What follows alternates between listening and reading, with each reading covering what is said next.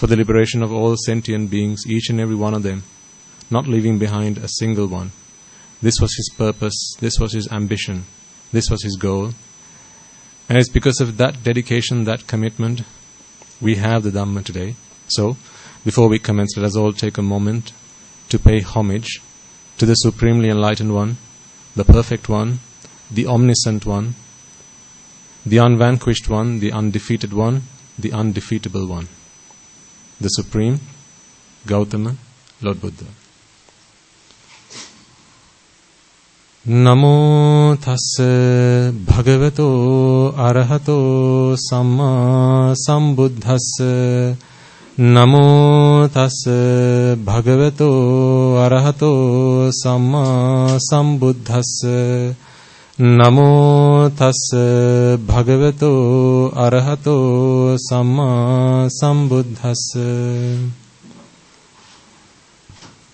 And also before we commence, let us take a moment to invite all the devas, brahmas, spirits, demons and the dead, our ancestors, those who have predeceased us, parents, brothers, sisters, uncles, aunts, nephews, nieces, grandparents and so on and so forth. Anyone and everyone who throughout the infinite journey in samsara might have come to our help, support and assistance in any way, shape or form that they could. Perhaps some of them have today been born in the woeful plains because they dedicated themselves, they committed themselves and they sacrificed themselves by committing deeds on our behalf, deeds which saved us from the evil consequences, the bad consequences of such deeds, but unto themselves they brought upon those consequences, and perhaps some of them have today been born in the woeful plains as a result of that. So, today, now that we have the gift of Dhamma, today we have the path to liberation. It is our duty, our responsibility, our obligation to them to repay those debts, sansaric debts that we all have throughout our journey in samsara. It is our opportunity now to repay such debts. And the best way to do so is to invite them to join these sermons, because the gift of Dhamma excels all gifts. May all those beings join us wherever they may be, whatever capability, capacity they may be able to come along and join in. May they witness this meritorious deed. May they witness the offerings you have made to the Buddha, the Dhamma, the Sangha, as well as the dispensation of the Dhamma that is going to be happening over the course of the next couple of hours or so. May they be able to rejoice in the merits that we will all be acquiring today. May those merits help them to redeem themselves from those woeful plains and be born in the blissful plains. And for all beings in the blissful plains, may they be able to listen to this Dhamma, understand this Dhamma, comprehend this Dhamma, and be able to attain the supreme bliss of Nibbana. So, as I now make this invitation, I request you all to join me and extend that invitation in your hearts and in your minds to all devas, brahmas, spirits, demons and the dead, wherever they may be.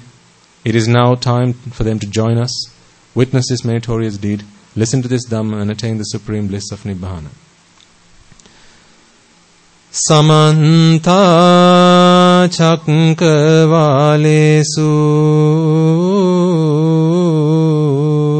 Atra Gachantu Devata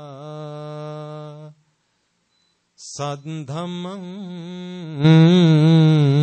Munirajasansa Sunantu Sagga Mokkadang Dhamma savana kalo ayang bhadanta. Dhamma savana kalo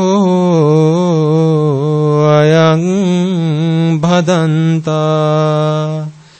Dhamma savana kalo ayang bhadanta.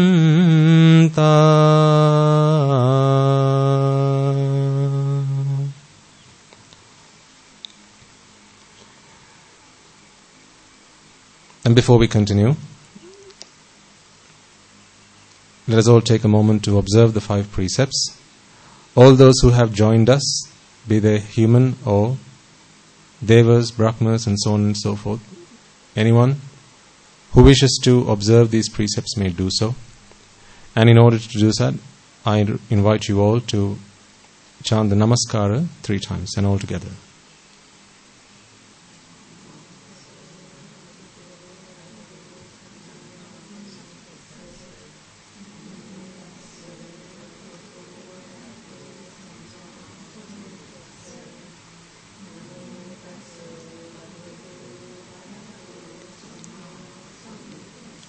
Buddhaṃ saraṇaṃ gacchāmi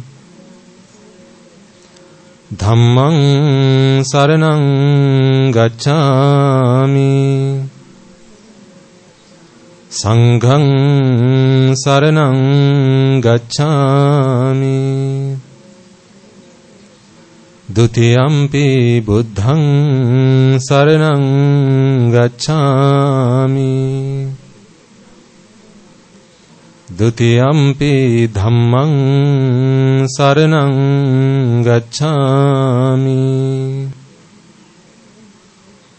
Dutiyampi saṅghaṃ saraṇaṃ gacchāmi Tatiyampi buddhaṃ saraṇaṃ gacchāmi Tatiyampi dhammaṃ saraṇaṃ gacchāmi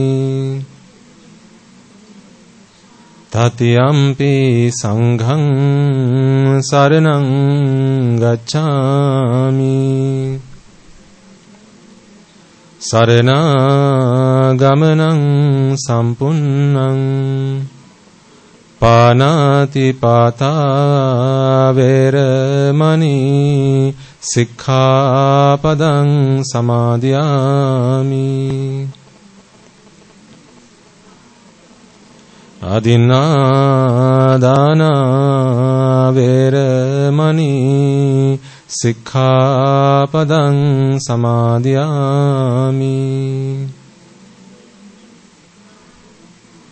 Kāmesu miccācārā veramani sikkhapadang samadhiyāmi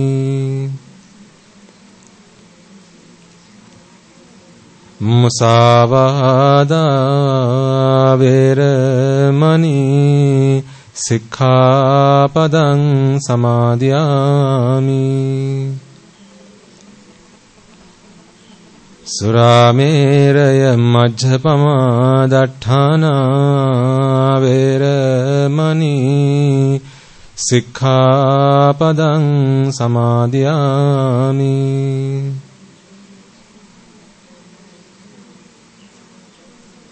Tisaranena saddhiṃ pañcasīlaṃ dhammaṃ sādhukaṃ surakkitaṃ katva Appamādena sampādeta. Okay, you may now be seated.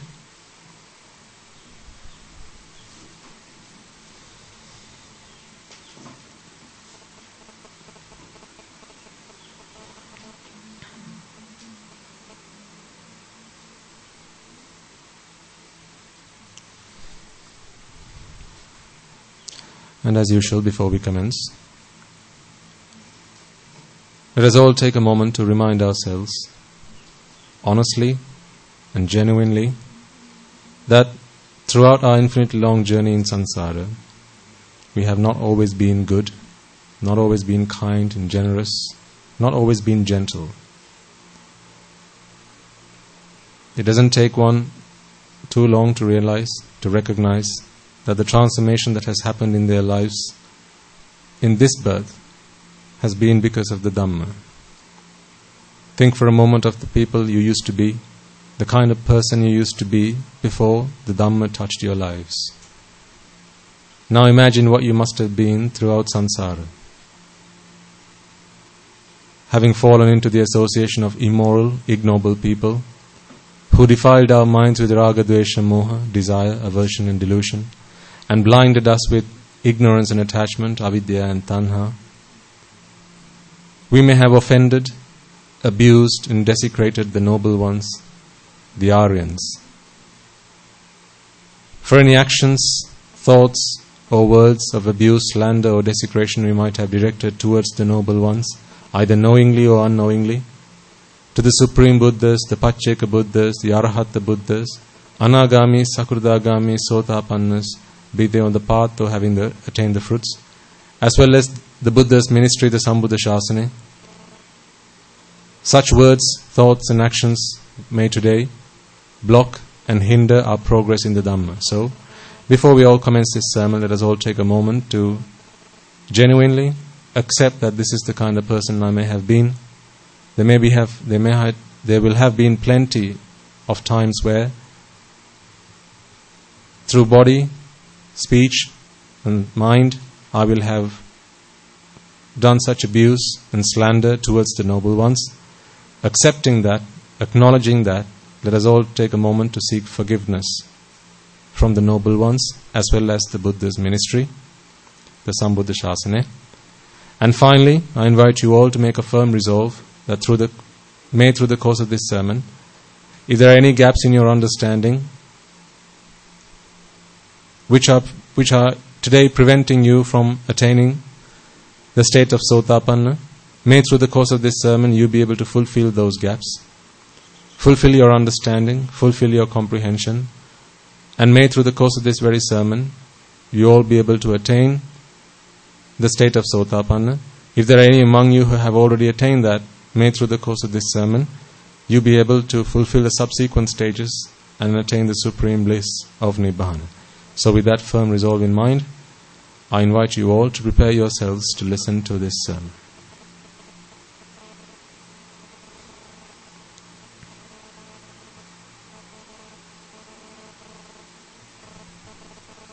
Okay.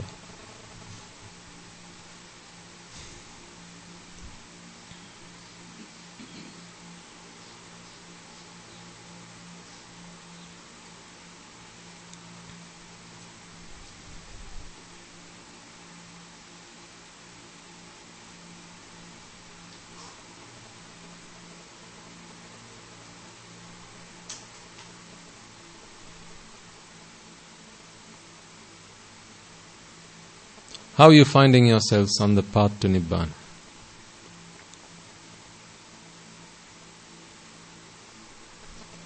Do you take a temperature check every day? Where am I on the path? Or is it a once a year thing? Like Christmas? Or is it something you just do for the new year? Because it's a nice to do. A lot of people, they do listen to sermons because it's a nice to do. Don't they? A lot of people go to the temple because it's a nice to do. It's a dumb thing, Again, because to be someone in society, you have to tick all the boxes. Tick all the boxes which indicate to society that you're a good person. So what entails a good person? First, you have to have a good education. Right? This is how society determines if you're a good person. You have to have a good education, so people go through and get themselves a good education. Then you have to have a good job. So what's a good job? Yes, your job. That's a good job. That's the easiest way to do it, right? So whatever job you're doing, that's a good job. I'm not here to make enemies. So you have to get yourself a good job. Then you have to get yourself a good wife or a good husband. You have to then buy yourself a good house or build yourself one. Make some good investments. And generally lead a good life. But among that, people expect you to show that you're a nice person, you're a good person, you're a person that people can associate, get along with. Someone who's not too much of a risk to associate. So what's the best way to show that you're not too much of a risk to associate? have a religion. Because people have some faith in religion. They may not believe in religion. Some people don't believe in religion, any religion. They're called atheists. But at least they know that someone who's religious, broadly the expectation is someone who is at least minutely religious is generally a good person in society. If you go to the mosque, if you go to the church regularly, if you go to the temple, if you worship the Buddha, if you offer flowers, if you light a candle, it shows that you have a good side to you. So a lot of people do go to the temple to tick that box so you can appear to society as a good person. Not for any other reason, but because you want to stand out in society as a good person. Because it's only then you are able to have such associations with other people who respect you for that. And it's only then are you able to get them to scratch your back. Again, this is to feed the self.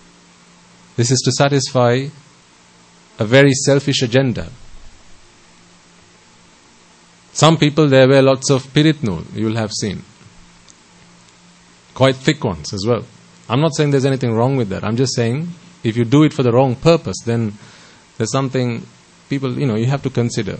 Why do you do it? Of course, there is protection that can be gained by chanting pirit and by wearing a piritnul. There's nothing wrong with that. But sometimes there are people who do it for the show. And I'm sure you'll know some people like that. Not you, of course. People you know.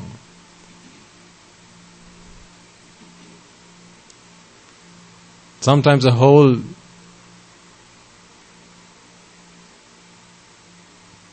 several centimeters thick. Just so that when they wave their arm, you can see, oh, they have a piritnul on their hand, so they must be a good person. Some people only dress in white. Again, because these are symbols to demonstrate virtue. Socially accepted symbols to demonstrate virtue. Socially accepted symbols to demonstrate that you are a good person, a kind person.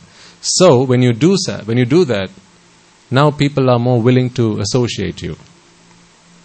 And when they do so, you are now able to ask for favors. You are able to get them to do things for you. It's for these reasons.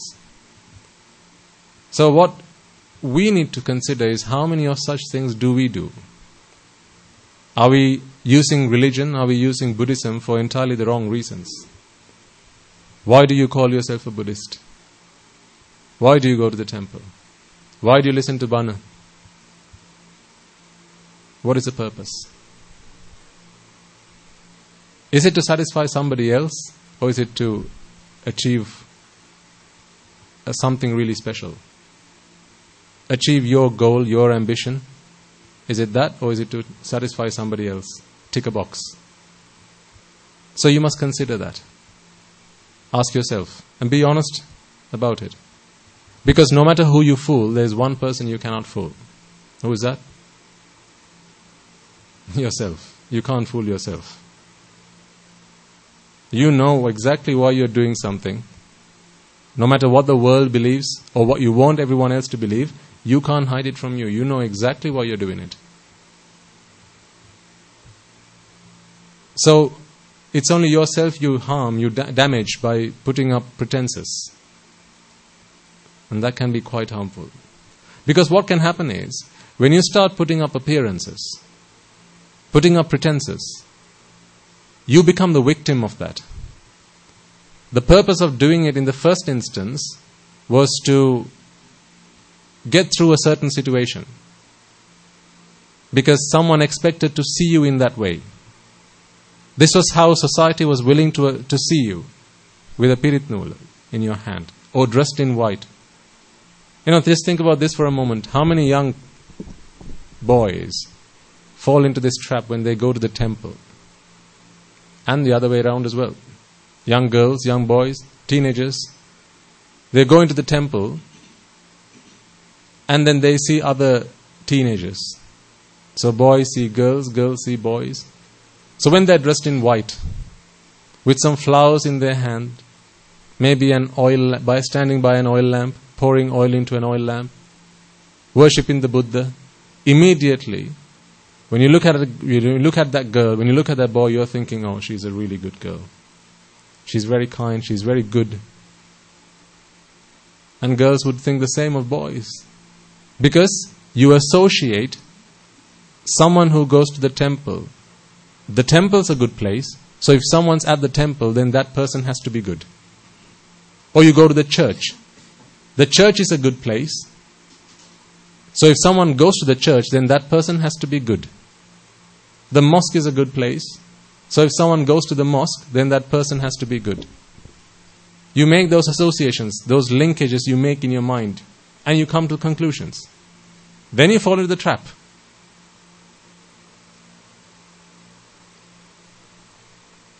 Sometimes she or he is the most promiscuous person in town.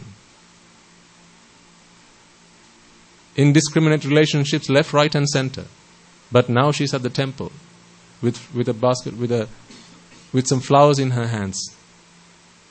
And then when you look at her, dressed in white, hair tied to the back, flowers in hand, standing by the Buddha statue, what do you feel? Oh, she's a goddess. She's an angel. She has to be a lovely person. Best I should go and get her number, just in case. These are traps people fall into. People actually, some are so conniving that they actually do set up these traps. When a mother's finding it difficult to give a girl's hand in marriage, people do these things. They dress the girl up in white, all nice and neat and tidy, and flowers in hands, and then she takes her to the temple. A couple of evenings a week, and when young boys come along, they get to see this girl, and then before long, she's found herself a partner. Now, mother's problem solved. These things happen in society. Oh, they do. You should know. You live in society. I know because people come and tell me that these are the things that they do. So watch out. Well, no matter what other people do, the question is, do you do such things? If so, then they are wrong. It's not right to do such things.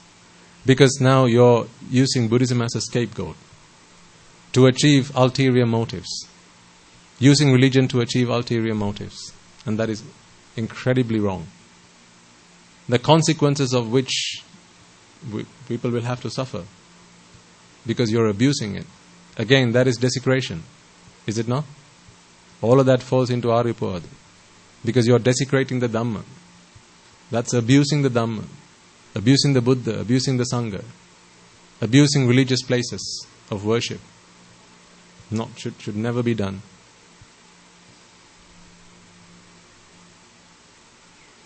But don't fall into these traps. So, weeks are flying by. I think this is about the 70-something sermon that is happening this week. So that's lots of sermons we've been doing. How are you getting on? Sometimes I feel like a doctor. This is my clinic, opening at 4 o'clock every Sunday. Sometimes new faces, sometimes same patients come to get treatment. Oh, don't you worry, I'm a patient myself. This is why I'm in red. This is the clothes they put you in when they take you into the operation theatre. So my condition is much more serious than yours. You can come and go, this is the OPD, the outpatients department. But my condition is much more severe. I need operation. Right? So don't you worry. I'm in the same boat, except I'm in a worse state than you are. So this clinic opens on Sunday at 3:30. 4 o'clock, and it's open till about 6 o'clock, 6:30. Do you enjoy going to a clinic? Do you enjoy going to clinics? Or would you rather do something else with your time? You should rather do something else with your time, surely. The reason one goes to a clinic is because they're ill, they're sick, they need treatment. This is why I always remind you, this is not a place to come and party. This is not a get-together that we all come along and have a little chat, have something to eat, and say goodbye, let's meet next Sunday. That shouldn't be this place. It shouldn't be. It really shouldn't be. This is somewhere you should come to get treatment. This disease of samsara, raga, dvesha, moha. That is what we are here to treat. So, if you come along and take prescriptions, if you come along and we take your pulse every Sunday, check your heartbeat, put the stethoscope onto your lungs and check how your lungs are working, right? All these things that we check is only so that the week following that, you're able to take your medicines and make some differences in your lifestyle. Get better. Treat yourself. So if you're not doing that, then coming along to these sessions is a waste of time and money. Is it not? It will be if you don't take the time to treat yourselves while you're at home. So how do you check how you're progressing on the path? Think about some of the things you are addicted to. People are addicted to lots of things. What are some of the things people are addicted to? Food. That's number one, right? Food addictions. Some are addicted to chocolate. Some are addicted to pizza. Some are addicted to sweets.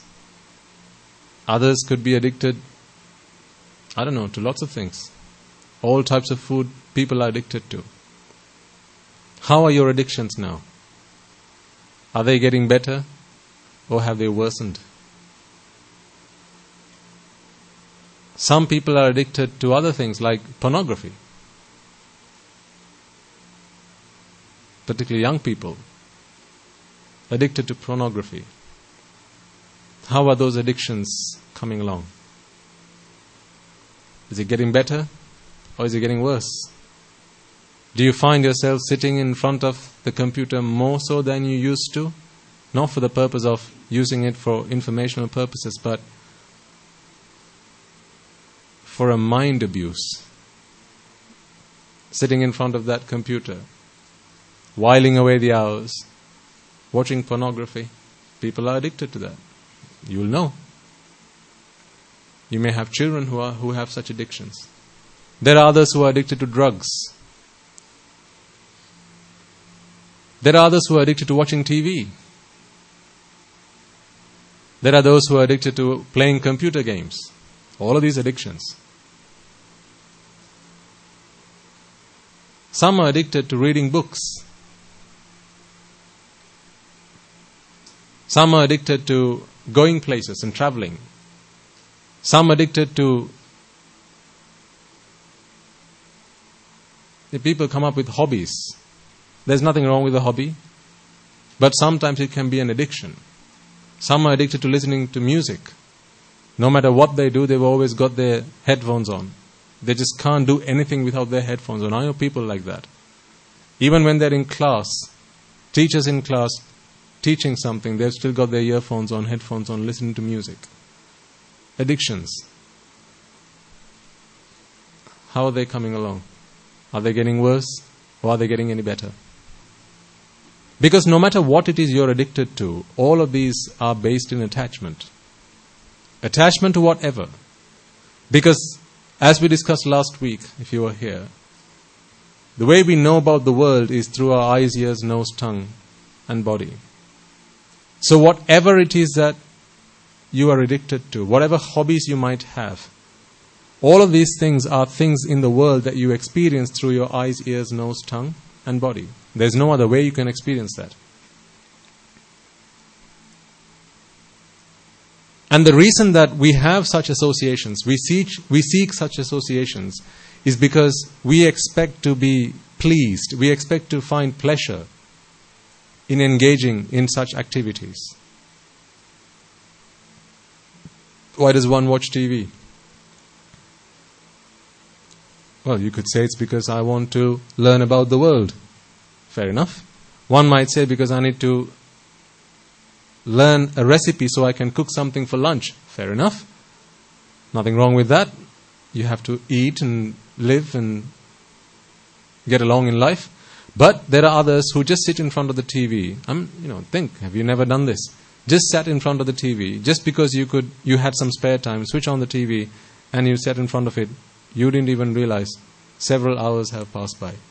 You start flicking the channels, one after the other, and then several hours later you realize there was lots of work I was supposed to be doing right now, but all of that was left undone because of your addiction. You're trying to seek pleasure by watching TV. You're trying to seek pleasure by sitting in front of the computer, just browsing away on the internet. Scanning through your photo albums. Some people enjoy that a lot. Going through old pictures, either on the phone or photo albums, whatever. I'm not saying any of these things are bad things to do. They're not.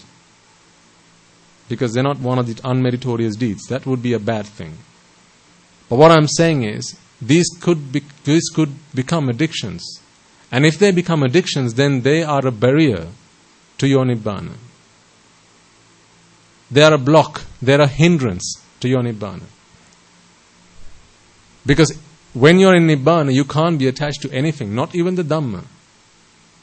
Some people, monks particularly, can attach themselves to the Dhamma. So we have to be careful. Because the thing is, with the Dhamma, the more you study the Dhamma, the more invigorating it can be. It can be so addictive after you start reading the Tripitaka, one discourse after the other. You can be mesmerized by how profound the Buddha's teaching is. Every sutta you read, it's tantalizing. And you just keep going on and on and on and on. Sometimes you forget why you opened the Tripitaka in the first place. So the Dhamma can be addictive as well. Anything can be addictive. Absolutely anything. Sight, sound, smell, taste, touch, and the Dhamma can be addictive. So one has to be very careful. Because no addiction is going to get you to Nibbana. All addictions have to cease at the point before Nibbana. So ask yourselves, how are you getting along? Of course, I can't have one-to-one conversations with you, but you can have one-to-one conversations with yourself. How's your past week? What addictions did you foster? What addictions did you give into?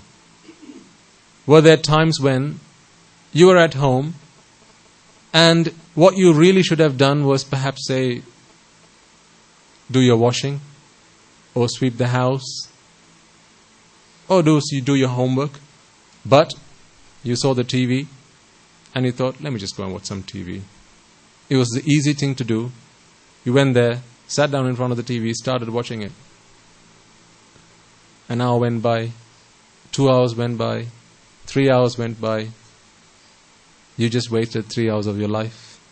You got nothing out of it except for Rupa Vedana Sanya Sankara Vijnana. Arose and passed away. But nothing gained out of those 3 hours. 3 hours that you'll never get back again. 3 hours gone by.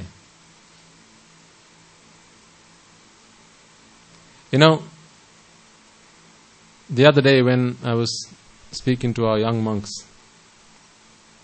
I was asking them, what do you think is the biggest hindrance to Nibbana? I was asking them.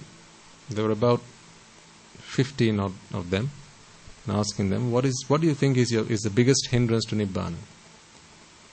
So they're coming up with all sorts of answers. Some of them saying, it's Mara. Mara is the biggest hindrance to Nibbana. Another saying it's not having knowledge of the Dhamma. That's the biggest hindrance to Nibbana. So lots of answers coming out. And if I asked you now, what is the biggest hindrance to Nibbana, or practicing the path, then you will also have lots of things to say. Some will say it's work. Others will say it's my wife. Others will say it's my child. Right? Others will say it's my mortgage. It's my credit card. People will have lots of things to say. But I think that's not what our biggest hindrance to Nibbana is. There is one thing that is the biggest hindrance to Nibbana, which is true for all of us. And that is that you haven't been diagnosed with terminal cancer yet. That is the biggest hindrance to Nibbana. You have not yet been diagnosed with terminal cancer. What if you fainted today? You were rushed to the hospital and you got diagnosed with terminal cancer. Which excuse are you now willing to offer?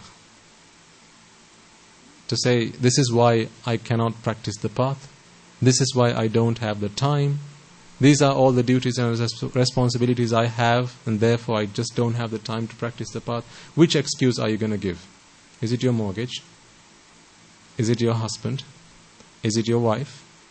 Is it your child? Which one? Is it that I need 8 hours of sleep? Which one? I know this because a lot of people do come to the monastery. Unbelievable, ladies and gentlemen. It really is unbelievable.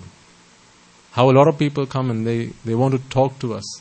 People who came and went, they had no intention of coming and listening to a sermon until they were diagnosed with a terminal illness. And when they are, now they want to come and listen to the Dhamma. Now they want to understand the path to Nibbana. Now they don't have time to waste. So these are all people surely that didn't realize that they could die any moment. Before they were diagnosed, what did they think then? I'm not going to die. Not anytime soon, right? That's what they thought. Because otherwise, why is it after someone's been diagnosed with a terminal illness, the very next day they're here, 6 o'clock in the morning? Why? Why did they not feel to do that the previous day? The day before they were diagnosed? Because they thought they were invincible. I cannot be touched. I'm invincible. Not invisible, invincible. I cannot be touched. Mara cannot get me, death cannot come anywhere near me. Do you feel like that? What excuses do you have to practice in the path? Is it because you're too busy? Because I do tell you every time, remember, and don't forget this, and sometimes I wish I could give you the feeling with which I express these words. But alas, I can only give you the words. I cannot convey the feeling that I have in my heart when I say some of these things, in my mind when I say some of these things, such as, I can only give you the 20% while you're here. 80% of practicing the path you have to do in your own time. And your own time is time you have to find for yourself. It's while you're at work, it's while you're at school, it's while you're getting to work, it's while you're getting back from school. It's while you're chopping your carrots, doing the dishes, doing your laundry. You've got to find that time. Am I going to find the time for you to practice the path? How can I do that? I can't do that. You are living your life. I'm living mine. So it's down to each and every one of us to find the time to practice. It's practice that makes perfect. I can only give you a very small portion of what you need. The doctor can only give you the prescription. It's down to each and every patient to get themselves the medicines and then drink it. Until when? Until they've been cured. Can the doctor force feed medicines to this patient? No, there is no such mechanism. Certainly not in Buddhism. If it's at the hospital, they might be able to hold your mouth forcefully and put the drugs in your mouth and put some water so that you drink it whether you like it or not.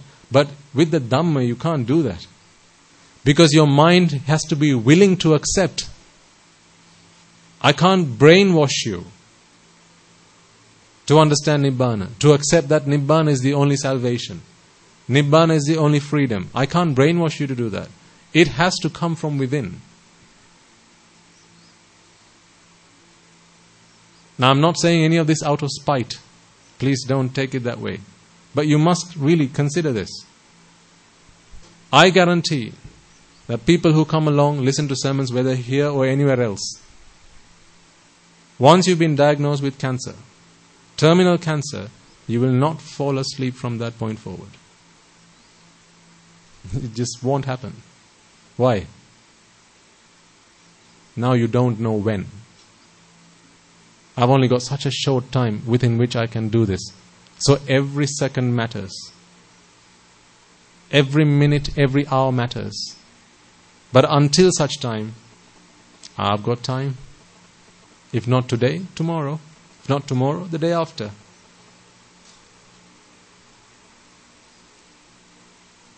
Do you not really feel sorry for yourself? If the reason that you are able to find excuses to not practicing the path is that you have not yet been diagnosed with a terminal illness, if that is the reason that you are able to come up with excuses to not practicing the path, shouldn't you pity yourself? This is something I said with our young monks, to remind them how earnestly and how vigorously they have to practice the path. So don't think this is something I'm taking on you. But this is something I told them at the monastery and something I thought I should share with you. Remember, only 20% we can give here. The rest, 80%, has to happen at home. It has to happen at your workplace. It has to happen at the playground. It has to happen while you're doing your chores at home. Are you doing them? If not, then you're probably wasting your time coming here. You're probably wasting your money coming here. A Sunday afternoon, you could have done lots of things. If you're not practicing, then it really is very little point in coming along. You're just occupying someone else's seat. Am I sounding too harsh? That's the truth, ladies and gentlemen. I'm only saying this because I feel for you. You know, if only I was able to convince you all to ordain, I would do that. But I can't. One, because, well, of course, you have duties and responsibilities. I can't take them on upon myself to solve them so that you can come and ordain. And also, secondly, because sometimes, there may not be the environment suitable for you to come and ordain. But if neither of these two are reasons, then if it was down to me, I would make you all ordain. I would ordain you by force if it was down to me. The reason I say this is because once you have come to this life, then every moment that passes by is a moment for you to practice the path. I have no excuse. Unlike you, I have no excuse because I don't have a family to feed. I don't have a job to do. I don't have any of those things. 24/7, except for the few hours while I'm sleeping. The rest of the time is time that I have to practice. I get to practice, not have to practice, I get to practice. But I do understand that for you, there are duties and responsibilities and chores that you have to attend to. So you may not have the freedom that I have. And the way I see it, you've been sold the short straw. It is such a pity. Because you and I, we have to sit the same paper at the end of this process. We are both studying for the same exam. Are we not? At the end of this course, you and I are both going to sit the same paper. Just because I'm a monk and you're a layperson doesn't mean you get a different paper to me. There are no leniences that are extended to you. You don't get extra time because you're a layperson. This paper, that is the paper of samsara. At the end of this birth, at the end of this lifetime, when your last breath falls, you're going to get that paper. On that paper is going to be how much raga do you still have? How much dvesha do you have? How much moha do you have? What marga phala have you achieved? These are the questions they're going to ask you. I have every hour of every day to study for this exam. Whereas you have whatever time is left after you have attended to everything there is you have to do at home, at work. Is it not unfair that we both get the same paper? Is it not unfair? It's so unfair. I admit, it's very unfair. But who can challenge? Who are you going to complain to? Where can you file a complaint? Where can you go and file a complaint and say, well, I was a doctor, so I had patients to attend to. And attending patients, that took up several hours of my day. About 10, 12 hours of my day I was treating patients. I only had maybe another 10 hours free. And in those 10 hours I had to feed my family. I had to take my children to school. I had to be with my wife. I had to watch TV to catch up on the latest going-ons in the world. I had to go and do other courses to get other qualifications. I had to go and travel the world to get more experience. And then I was only left with 15 minutes every day in which I could practice the path. Who are you going to say that to? No one's going to stand there and ask you, what are your extenuating circumstances? No one's going to ask you that. They're just going to give you the paper. And you're going to say, oh, excuse me, no, I don't want to hear. Can you imagine that? You and I will both be sat down for that paper. I'll be in a robe. You'll be in whatever uniform that you go to work in. If you're a doctor, you'll have a steth around your neck. If you're an engineer, you'll be sat in front of a computer possibly. If you're a lawyer, you'll be there with a mallet in your hand, right? And we're all sat down. Examiner comes in, same paper for all of us. How do you think we're going to fare? I've been studying every day, every hour, every moment I'm awake, studying for my exam. You've been studying 15 minutes a day. How do you think we're going to fare? Is it not so unfair we're going to get the same paper? It is so incredibly unfair. But what can we do about it? Nothing can be done about it. This is why I say, if it was down to me, I would force ordain all of you. Because I don't know how I can get this into your skulls. I would force ordain all of you if I could. Because at least then I could tie you up, sit you down, and talk the Dhamma to you and do nothing else. Until you understand. Until you realize that Raga, Dvesha, Moha has to be eradicated. And this is the path to do it.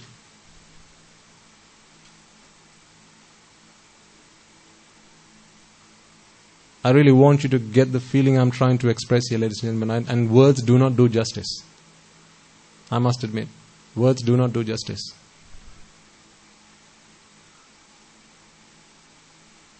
So, every day, ask yourself, how am I doing on the path? It has to be something you do regularly. Like you check your tires before you set off on a journey. Like you check your oil in the fuel tank before you set off on a journey. Every day, check where are you on the journey. Before you go to bed, make sure you scrutinize the last 24 hours. How did I perform? Have yourself a report card. At the end of every day, ask yourself, how did I perform in the last 24 hours? Did I fall into the trap of Mara? When Raga came into my mind, how did I perform? A self-evaluation, essential, absolutely essential. How many times today did I become angry? How many times today did I make the wrong decision?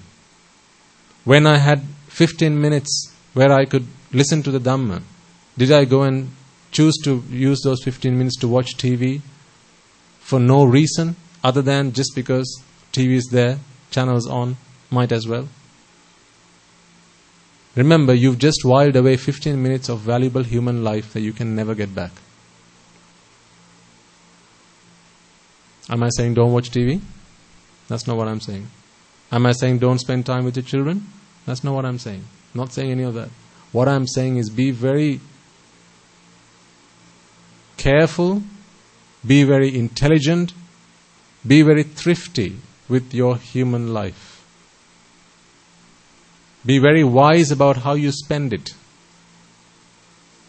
Because if you make the wrong investment, you're going to suffer.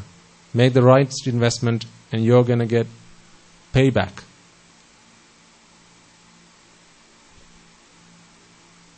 For good or bad, all you have is your human life. And unfortunately, each and every one of us has to suffer the consequences ourselves. Your best friend can't step in to help you out. Your mother, your father, your daughter, your son, they can't step in to share the consequences if you have made the wrong investment. They brought you into this world, yes, your parents did, but they can't suffer on your behalf. They can't share your pain. You have to do it yourself. So be thrifty. Be very careful about how you spend your time. Many million times more than how you spend your money. Money can be earned if you misspend it. But what about time? Can you buy it back? No. This is why sometimes say, right, a person spends 10 years working at the same organization. 10 long years they labor at the same organization in the hope of achieving pleasure and happiness. 10 years later they realize that job never really made me happy. Now I challenge you. You might have earned a lot of money by working in that job. Maybe you made $1 million by working there. But one day you realize happiness is not in earning millions. Now, how can you go back to your employer and say, here's the $1 million that I earned while I was working at your company. Can I have back my 10 years, please? Can you do that? No.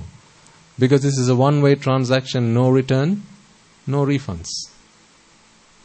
Sold as seen on TV. That's it. You can't give your money back and ask back for time. So this moment, right, this very moment that you're spending, can you get this back? This moment? This second? Can you get it back? No. So should you not be careful how you spend this moment? See, it's past. Now you can't get it back. And that moment, that's also gone.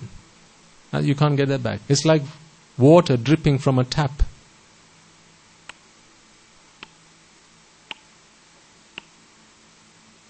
You can't put that drop back into the tap. It's gone now. If you had collected it, you could have made use of it. But if that water has just flown away,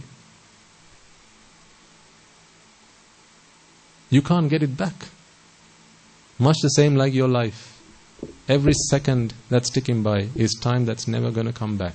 So this very moment, you have to choose wisely what you do with it. Ask yourselves, do you always come up with excuses to practice the path? Oftentimes I tell you, before coming along to sermons, listen to previous sermons. And I know there are some among you who do. But there are others who will come up with excuses rather than having listened to a sermon. Excuse will be, I was too busy. I had somewhere to go. Work. School. This, that and the other. What about the time you're sat on the toilet? How much do you have to think about that process? When I was a layperson, I used to have a speaker. It was a Bluetooth speaker. I had it plugged into my bathroom. And so when I was at the toilet, before I went, I played on my phone, I pressed the play button, it was a sermon. So if I was there in the shower for 15 minutes, I could listen to the sermon in the background. I might not take all of it because I'm involved in something else, but it might be just one or two things that might change my life. At least that day, I might live differently because I got to listen to that sermon. Maybe just 15 minutes. That's all that's needed. You don't need a lot, remember. It's 20% you need. The rest, 80% is in application. What about your commute to work? Are you still listening to your FMs on the way to work? Or are you listening to a sermon on the way to work? The world and its dog will want you to listen to the FMs, radio stations. They'll play beautiful music. They'll play Sinatra. They'll play Beatles. They'll play Bieber. Because that's what the world wants you to enjoy. This is a consumerized world, you mustn't forget. Whenever something's free, what's the product that's being sold? Why is Facebook free? What is the product that's being sold?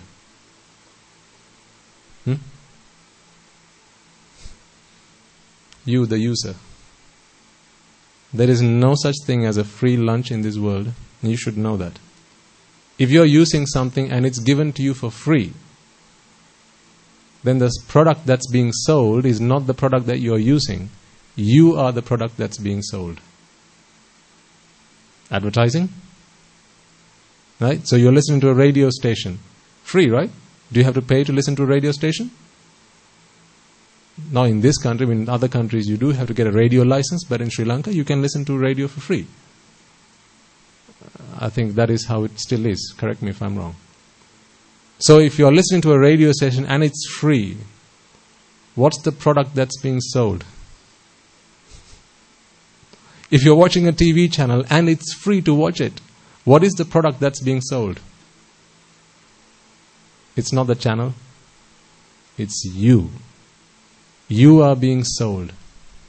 To all the advertisers who are playing their adverts, who are making their money out of showing you these adverts, who are making their money out of getting you to listen to these adverts. So really, the consumer there is not you. You're not the consumer.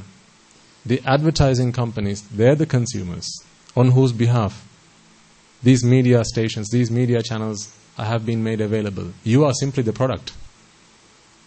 Have you never considered that?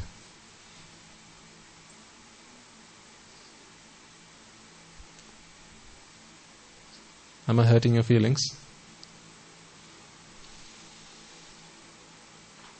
Why is Facebook free? Seriously, think about it. Does it not cost them money to come up with these, maintain these platforms, develop the technology for that? Right? Every other day there's a new update, right? So someone's working busily to produce these things and give them out to the world, and it's free. So if it's free, then how are they making their money? They're making their money through advertising. So that platform has been built for whom? For the advertisers. So what's being sold to the advertiser? You. So who's the product? You're the product.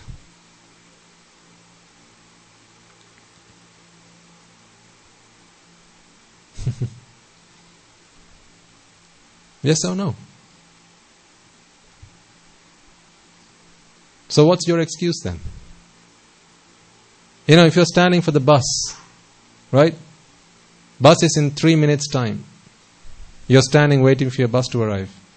What do you generally do? Hand goes into the pocket. Out comes the phone. Phone gets unlocked. And then it's Facebook, WhatsApp, Viber, emo, right? This, that and the other. Why not 5 minutes of listening to a sermon? That 5 minutes might transform your life. That 5 minutes might fill some gap in your understanding that is required to attain Nibbana. 5 minutes. That's all that may be needed. But no, you choose to go on Facebook. I have nothing against Facebook, by the way. I don't want Mr. Zuckerberg knocking on my door tomorrow. I have nothing against Facebook. All I'm saying is, how do you choose to use and spend your time?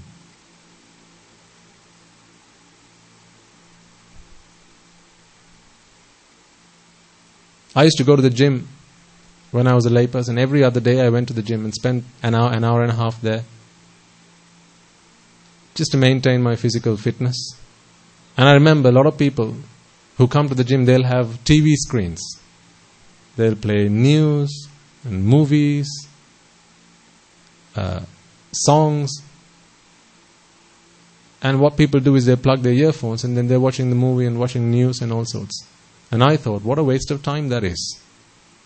My body is working to improve the body. Why can't the mind work to improve the mind during that time? So I took with me my library of sermons. And that's what I listened to. Before I got to listen to sermons, it was all about productiveness. How to live a productive life, how to make a lot of money, how to make the best investments. I think I've shared some of those stories with you in the past, so I'm not going to go over all the stuff. But ever since I got taste of the Dhamma, every moment I could find, I dedicated to listening to the Dhamma. Because that is what I realized my life is worth living for. You see, the thing is this. The day you get diagnosed with a terminal illness, you will do everything I just said. Yes or no? If today you get diagnosed with terminal illness, and the doctor says he gives you a maximum of 1 week, will you be spending the rest of the week exactly the same way you spent your last week? Will you? No. You know the answer. So then, therefore, the reason that you spend your weeks this way and not that way is because in your mind, you're so certain of your life, aren't you? You're so certain that I'm never going to be diagnosed with cancer. I'm never going to die. I'm never going to fall ill. I'm just fine. That's what everybody thinks. Until they get the diagnosis. Everybody thinks that. The day this guy's been diagnosed, last night he went to bed thinking, I'm never going to get cancer. Because it doesn't come with warning. It just comes. When? When it's time to come, comes. No warning beforehand. So please be wise. Don't be foolish. Don't fall into the world's trap. All those immoral, ignoble people you have to meet on a day-to-day basis, at work, at school. Sometimes they could be relations. Sometimes your neighbors. You know, they don't do it out of spite. They only do it because that's all they know. They'll talk to you about the latest film that's come out. They'll say, hey, did you not watch that movie yet? Let's go out this weekend, let's go and watch a movie. I'm not saying don't do it. But what I'm saying is, what they'll only try and do is pull you towards indulging yourself in sensuality. Sensuality that can be experienced through eyes, ears, nose, tongue and body. This is what your friends, your relations, your parents will entertain if they don't understand the value of the Dhamma. Be wiser. Be the better man. Be the better woman. Don't fall into that trap. Because when it's time to suffer, they're not going to suffer on your behalf. Okay. I'm going to move on to talk to you about something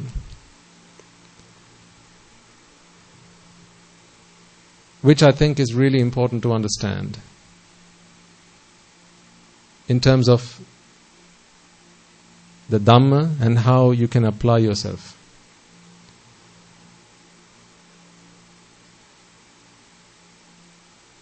For as long as you have your eyes open, for as long as there's an object in front of you, a sight, and for as long as there's a mind, there's a process called seeing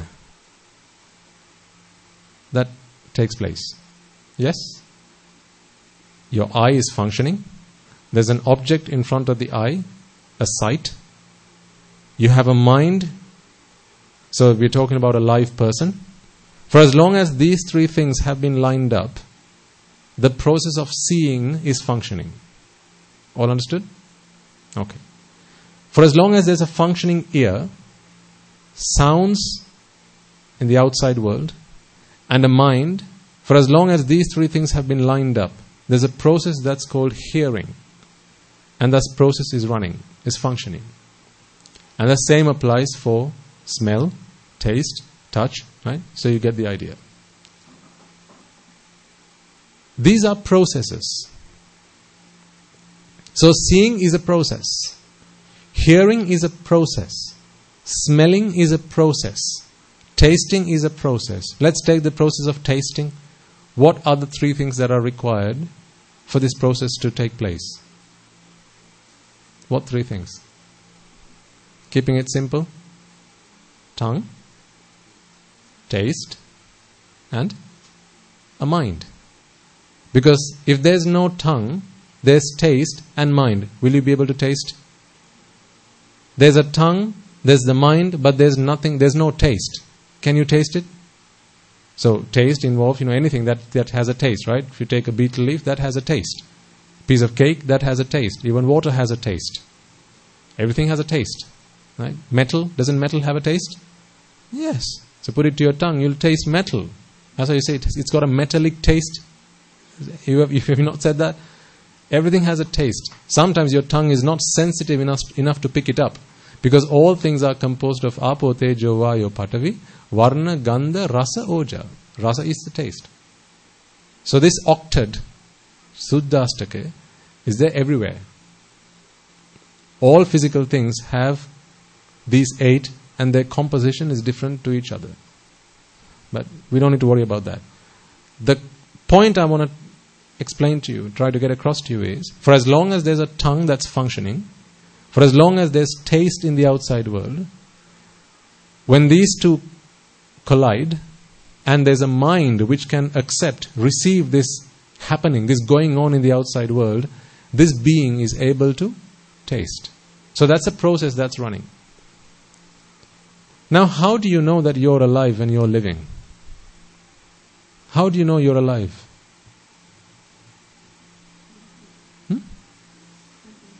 Beg your pardon, madam?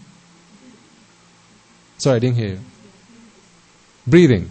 Absolutely. Breathing. What is breathing? How do you know you're breathing? There's the body. There's touch, sensation. These two meet, collide. And in the mind, you're able to sense it. Because how do you know you're breathing? Your lungs are expanding and collapsing, expanding and collapsing. You can feel the air rushing through your nostrils and touching the insides of your nose, right? All of these are leaving sensations. Your nerve endings are being stimulated, and those stimulations taken through your brain give your body a stimulus. So again, it's sparsha, pottabha, and kaya. The body collide, and the mind is able to receive this. And in the mind you have rupa, vedana, sanya, sankara, vijnana. This is all that ever arose. This is all that arises, and this is all that ever will arise in the mind. These 5. So again, when I ask you, how do you know you're alive? Breathing. One could say, I can feel my heart beating. Is it not the same thing? Again, it's body, touch, and a mind that's able to perceive this.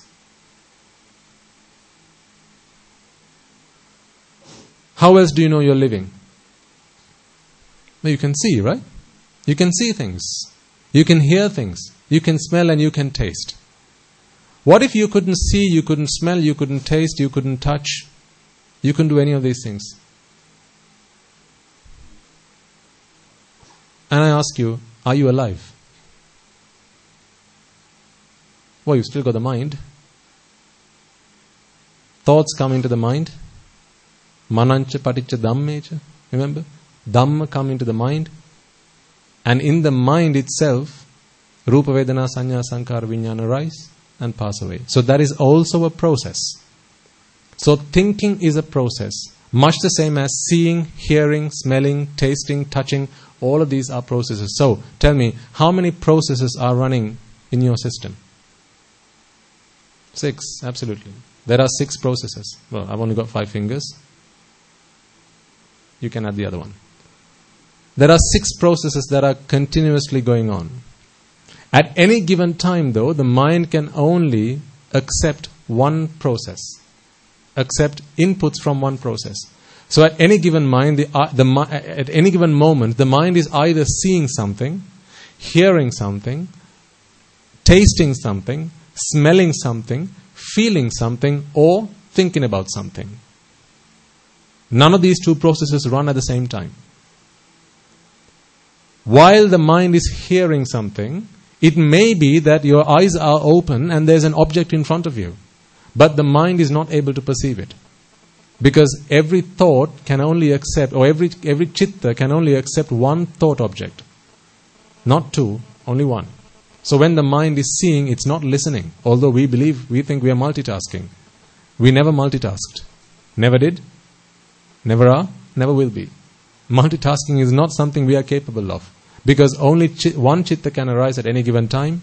And that chitta has to pass away before the next one arises. And every chitta can only take one mental object. One arammana. And that arammana can either be a rupa, shabda, gandha, rasa, sparsha or dhamma. All with me so far? So there are 6 processes that are running.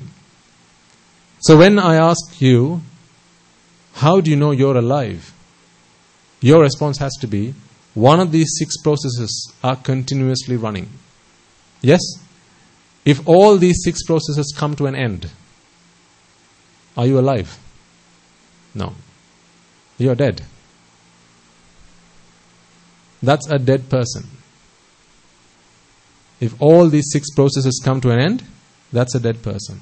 Now, here's what I want us to think about, what I want us to consider. Let's take one of these processes, seeing. So, there's the eye, there's a sight. So when I say sight, I'm talking about a rupa, okay? An object which has a sight, so which has color. Basically, that's all you can perceive through your eyes. And in the mind, there's rupa, vedana, sanya, sankara, vijnana that has just arisen, and it's going to pass away in a moment. So this seeing process is now running. My question is, where is the person that's seeing? The seeing process is now running, but where is the being, where is the entity that's seeing, that's looking? Where is this person? Where is it? The person that's seeing? Remember, there are 3 things that has to come together for seeing to function. First, there has to be a sight. Then there has to be the eye. And there has to be a mind. In the mind, rupa, vedana, sanya, sankara, vijnana arise. Rupa, vedana, sanya, sankara, vijnana pass away. If you consider the sight, that's apo, tejo, vayu, patavi. If you consider the eye, that's also apo, tejo, vayu, patavi. So my question is, where is the I? Not this I. I with a capital I. Where's the I? Where's the me in this process? Where is it? Well, in the mind, it's just rupa, vedana, sanya, sankara, vijnana. Where's the me? Because it has to be either at the beginning, or at the middle, or at the end of this process. Somewhere in the process, me has to be there. Or the I has to be there. Again, I don't like the fact that I and I sound the same, but I can't do anything about it. This is the self I'm talking about, okay? Me. So when someone says, I can see. Someone says, I can see. Okay, you're pointing at yourself saying, I can see. Where's this I? Is it in the sight? Is it in the eye? Or is it in the mind? Where is it? It has to be somewhere. Let's take another process. The process of hearing. There's a sound. You just heard the bird? The bird's chirping outside. Right? There was a sound there. We all have an ear. This is why we were able to hear it. And then there's a mind. In the mind, we know that When a chitta arises, it's Rupa Vedana Sanya Sankara Vijnana that arises, Rupa Vedana Sanya Sankara Vijnana that passes away. So there's a sound, there's the ear, and there's the mind. Where's the me? Where's the I that's listening to this sound? Where is he? Where is she? Because you do say, I'm listening, don't you? I'm listening. I'm smelling. Me, see? Me. I'm tasting. I am feeling. I'm thinking. So we say these things. My question is, where is the me? Where is the I that's doing the thinking? Where is the I that's doing the smelling, or the tasting, or the feeling, or the seeing, or the hearing? Where is this I? It either has to be at the beginning, at the middle, or the end. Which part of the process is me doing this? Where is the me? Where is the I?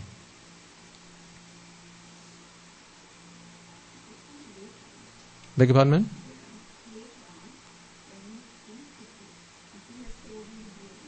What you have to do?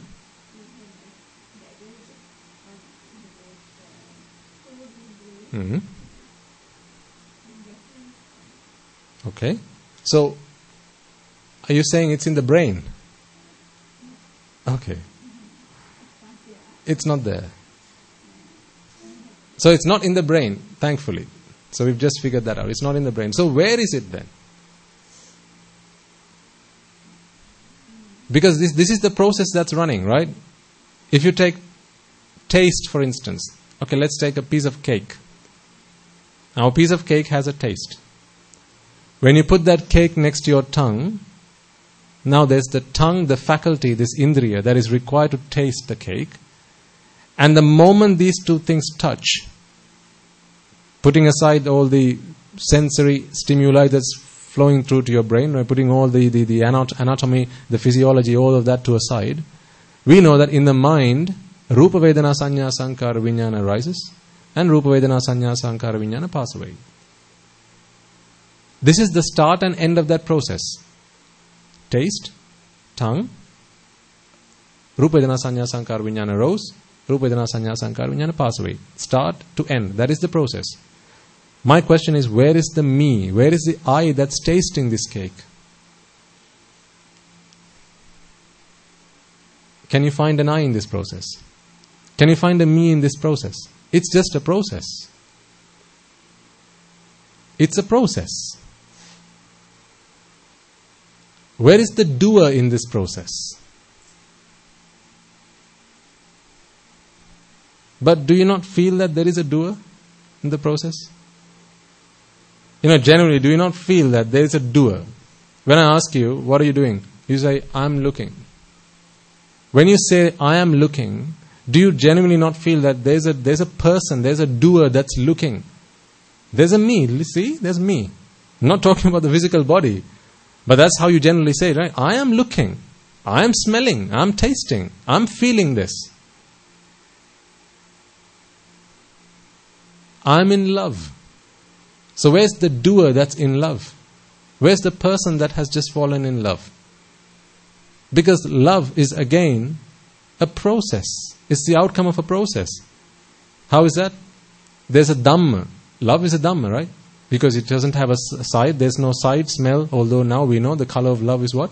Red. If that didn't make sense, you have to go and listen to previous sermons. Okay?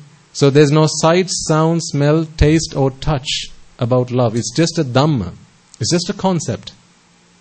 But manancha paticca dhammecha. The mind comes into contact with this concept. And again, in the mind itself, Rupa Vedana Sanya Sankara Vijnana arises. Rupa Vedana Sanya Sankara Vijnana passes away. So where's the I that's in love? Where's the me that's in love? Where's the person? Where's the individual that's in love? So here's the problem. 6 processes are running. Non-stop. They keep alternating. At one moment you're seeing something, next moment you're smelling something, next moment you're hearing something, next moment you're tasting something. Again, tasting, smelling, feeling, smelling, hearing, smelling, seeing. This is how your body is working. Constantly, this is what's going on in your mind. Yes or no? Smelling, smelling, smelling, seeing, tasting, smelling, feeling. It's like a non-stop factory inside your mind. One of these 6 processes are always running. Always alternating between each other. But where's the I that's smelling? Where's the me that's smelling? Now we know that if you look at the process, you can't find a me. If you take seeing again as an example, there's the sight of the object, there's the I, and in the mind, all you have is Rupa Vedana Sanya Sankara Vijnana, nothing else. It's not Rupa Vedana Sanya Sankara Vijnana and me. There's no me there. Only these are the 5 aggregates. Rupa Vedana Sanya Sankara Vijnana. Not Rupa Vedana Sanya Sankara Vijnana and I. Or Rupa Vedana Sanya Sankara Vijnana and me. No. And take an Arahant for instance. What we know is an Arahant is someone who has eradicated the self. There is no self for an Arahant. But even in an Arahant's mind, Rupa Vedana Sanya Sankara Vijnana arise and pass away. Again, still a process. But an Arahant does not have a me that's looking. Does not have an I that's seeing. There's no I smelling. Smelling is happening. The process is happening, but there's no person doing it. But for you and I, we have a person. We have this entity. We have an individual that's doing this. So the question is, where did he come from? Where did she come from? This is that baby Natasha, if you remember, from long ago. How did baby Natasha come into the world? Was that a natural process? No, a very unnatural process. Because the mother went mad. And she began to think that she is with child. And then she brought baby Natasha into this world. So, it's ignorance that's responsible for creating a self that does not really exist. Agreed. When you look at something, you feel that it's me who's looking. Agreed. Even I feel that. I must admit, even I feel that. But I know that that's wrong. I know that although I feel it, there is no me that's actually looking at something. But there is a process that's running. The reason that this I, this self, this me exists is because of ignorance. How so? This is what I want to try and explain to you. How so? Have you been clubbing? Anyone gone to clubs? I used to, when I was with my friends at university, at the end of a semester, we used to go to a club or a pub or whatever. I've never taken alcohol in my life, but usually I would be someone who'd take a Coke or something like that. So I had to drive my friends home. Okay? So, when you go to a pub or a club, there's someone called a bouncer at the club. So the job of a bouncer, so this is if you think of someone like a security guard. So he has a uniform. In uniform, he stands by the door, right? So he looks quite menacing, right? And you don't want to mess with this guy. A big built man, right? Usually, you don't want to mess with him. So he's a bouncer. So the reason that there's a bouncer at the entrance of a club or a pub is because, or it's generally a club, not more so than a pub. The reason you have a bouncer at the entrance of a club is because there's a certain type of people that they will entertain. You can't go in with your sneakers. You have to go in with proper shoes into a club. So they will bounce you if you go in dressed inappropriately. If you go in drunk, if you walk to the door drunk, intoxicated, then they're going to bounce you. This is why they're called a bouncer. It's like a ball bouncing on a wall. You're not permitted to go in. They will bounce you. No, off you go. You're not allowed to go in.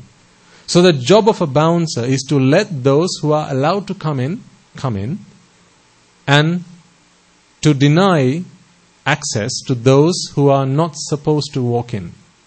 You are not my type. You are not my caliber. You are not allowed to walk in. Please walk away. Please go away. The reason that there's a bouncer at the entrance of a club is because they have determined, the managers, the owners of the club, the proprietors of the club have determined that this is the kind of person we will entertain. If they fit this type, let them in. If not, then do not allow them to come in. This is the job of a bouncer. Now, we talked about 6 processes that are running in your system. For as long as you have your eye open, sights come in through the eye. The result of which is Rupa Vedana Sanya Sankara Vijnana, which arises in the mind and passes away. However, because of ignorance, attachment arises. So ignorance and attachment, they go hand in hand, right? You can't have attachment without ignorance, then there's never going to be ignorance without attachment. They go hand in hand. Because of ignorance, which is accepting that there is pleasure to be found in sight, sound, smells, taste and touch. We all have preferences. Half of the world we like, the other half we don't like. There are sights that we like and there are sights that we don't like. This is why you all have a favorite color. Everyone has a favorite color. So when you have a favorite color, there are colors, there are those that fit that color you like to look at. Those that don't fit that color you don't like to look at. There are sounds that you like to listen to. Let's take songs for instance. You don't like to listen to everybody's songs. Not all artists' songs are you prepared to listen to. There are some that you like to listen to, and there are certain genres of music that you like to listen to, others that you don't like to listen to. But for as long as the ear is functioning, no matter what type of music is being played, whether it's classical or rock or funk or whatever, for as long as your ear is functioning, when that sound comes into your ear, it's going to result in Rupa Vedana Sanya Sankara Vijnana arising in your mind and passing away momentarily. That is a process. But because of attachment, there are things you like, there are things you don't like. So, when there are things you like and when there are things you don't like, now you need a bouncer. Why do you need a bouncer? So you can bounce off the things you don't like. And you can accept the things that you do like. This is why you need a bouncer. So you have to hire a bouncer.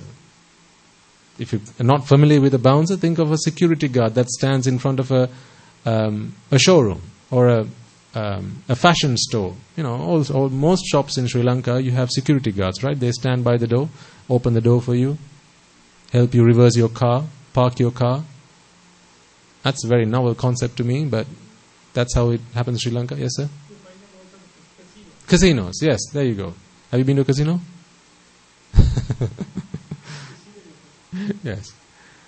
So a lot of public places where they have to be careful, where they have to be discerning about who comes in and who's not allowed to come in. Because a casino is a good example, because you have to be a certain age before you're allowed to walk in. If you're not that age, then you're not allowed to walk into that store. And there are sometimes liquor stores. You're not allowed to walk into that store unless you're 18 or at least 16 in some countries. Otherwise, you're not allowed to walk into that store. This is what a bouncer does. Check, are you qualified to walk in? If you're qualified, you may walk in. If you're not qualified, I will bounce you. Now, when the mind has attachment, because of ignorance, certain things are pleasurable, other things are not. When the decision has been made that these are the things that are pleasurable versus these are the things that are unpleasurable, now you need a bouncer, do you not? The mind now needs a bouncer. This is where the mind creates a self to do the job of a bouncer. Because for as long as the eye is functioning, sights will just keep coming in. Because the eye is not discerning. Do you know what I mean by discerning? The eye does not discriminate. To the eye, any old sight, whether it's a flower or a poo, it doesn't matter. It doesn't matter to the eye. Whether it's a rotten egg or a fried egg, the eye doesn't care. If it's a sight placed in front of the eye, what the eye's job is to take that sight and send it to your brain, and the brain will do the simple job that it's programmed to do, which is leave Rupa Vedana Sanya Sankara Vijnana, an imprint, a sense imprint on your mind. But it's the mind that is discerning. The mind discriminates. The eye doesn't discriminate. The sight doesn't discriminate. Your brain doesn't discriminate, but your mind discriminates. The mind is very discerning. I like these things, I don't like those things. So therefore, the mind has to create a bouncer. And that bouncer is the self that we all have created. This is the reference point. This is the checklist. Does it fit? So the eyes open. Sight comes in. Now there's a bouncer standing by the mind. Okay, hang on. Let me check. What color are you? Pink. I don't like pink. Go. First it will come as a vipaka. That cannot be stopped. The first guy gets in. But as soon as the first guy gets in, now the mind checks. Is it my type? No. Right? I don't want any more of them coming in. Turn your head. Turn the other way. Close your eyes. The mind will instruct the eye. Close your eyes. This is what? Close the doors. Do not let those people come in and kick this guy out. This is the bouncer that you all have created. Because there are things in this world that you like, and there are things in this world that you don't like. Now that's only half the story I wanted to talk to you about. Here's the other half.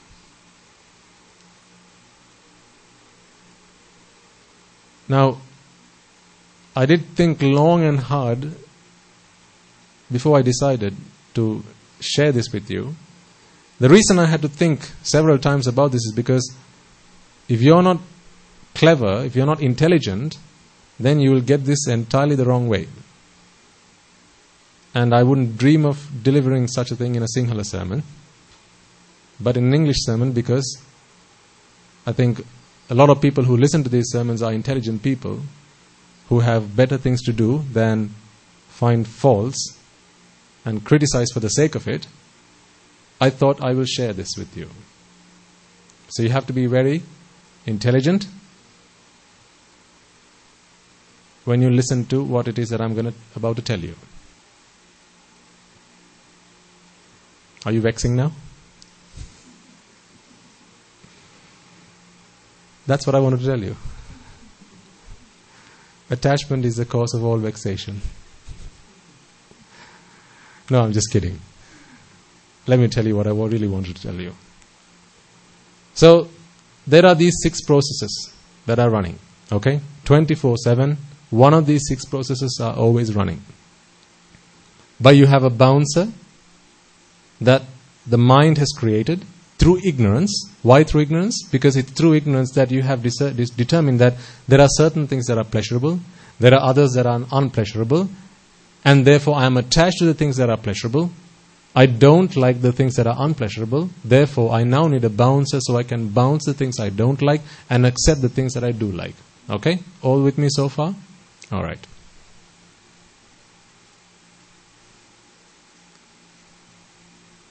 There's a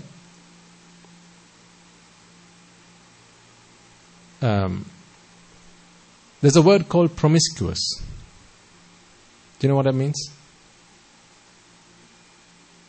Okay, some people are nodding, so for other people I'll have to explain. To be promiscuous, and I have to be careful because we have young children here as well. To be promiscuous is to be not discerning in your associations with partners. Are you with me, or do you want me to go on? Let me put it this way. In a married relationship, okay, husband and wife, that's a discerning relationship. So that's an appropriate relationship for them to be together. Okay? But someone who is promiscuous is not discerning. They will bed anybody. Now, there's a word that is used to describe such people. It's very defamatory, it's very derogatory, and it's quite offensive. So I'm not going to use that word in a sermon. With our monks, I'm free to say that, but I can't say it out loud in a sermon like this.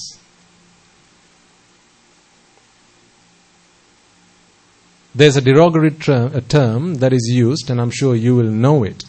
A term that is used to describe, particularly this is used in society for women, and I don't necessarily agree with that, but it's generally to describe a woman who is promiscuous, who is not discerning in her relationships with men. So who will bed any man she can get her hands on. I'm not going to describe that any further, okay? There's only so far I can go in a sermon. But you get the idea. Now, the nature of this kind of person, so pay attention because this will shock you to the core. If you really understand why I'm explaining this to you, this will shock you to the core, as it did to me. The nature of this person, of such a woman, is that she is not discerning in her relationships, and she will bed any man she can come across. So, she is usually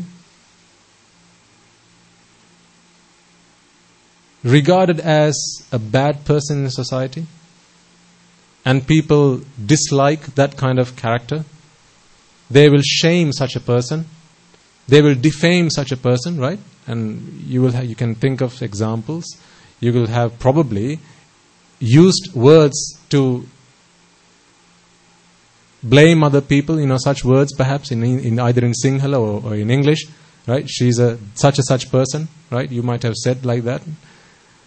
So this is the nature of that person. She's not discerning about who she beds, right? Now, I want you to think about the mind for a moment. There's a process, seeing. For as long as the eye is open and the sight comes in through the eye, the mind will go and attach to it. A mind that is ignorance and attachment will not hesitate to attach to the sight that just came through the eye. The mind is not discerning. The mind does not discriminate. The mind just wants to bed whatever sight just came through the eye. Whatever sound comes through the ear, whether it's good or bad, pleasant or unpleasant. The nature of the mind is to entwine itself with that sound, to attach itself. Because it's not discerning. So it will go and bed whatever sound just came in through the mind, through the ear. Smell, taste, touch, the same goes. Now, in society, when you have a woman who is of that nature, we are very eager to shame such a person, to blame such a person, to tell that person off, you are such and such a woman. I can't begin to imagine how evil you are. You're the scum of the earth. People will use such words to offend them. But think about your mind for a moment. The nature of your mind. When a sight comes in through your eyes, does the mind even stop to think, is it good for me to attach myself to this sight? What's going to happen as a result? What is going to be the consequence of attaching myself to this sight? When a sound comes in through your ear, does the mind stop to ponder, to consider, what's going to happen if I attach myself to this sound? What's going to happen if I attach myself to this taste, to this smell, to this sensation? Does it stop to consider? No. Because ultimately all the mind wants is Rupa Vedana Sanya Sankara Vijnana. And when the mind wants Rupa Vedana Sanya Sankara Vijnana, the mind is willing to attach itself to any kind of sight, smell, taste, touch, sound, and so on and so forth. Just like this kind of person that we spoke of a moment ago, who is willing to bed anybody. The way I feel it, my mind is like that. So all my life, I think I'll be permitted to use the word prostitute, because that's a word that's not so offensive, and some people, it's a profession for them. I have nothing against them, by the way. But I'm not talking really about a prostitute. I'm talking about someone who is even less discerning. No scruples. I don't care who with. That kind of person. I feel my mind is like that. My mind doesn't care who it gets to bed with. Whatever sight comes, whatever sound comes, whatever smell, taste or touch comes along, all my mind wants to do is to bed it. Get to bed with it. Get to sleep with it.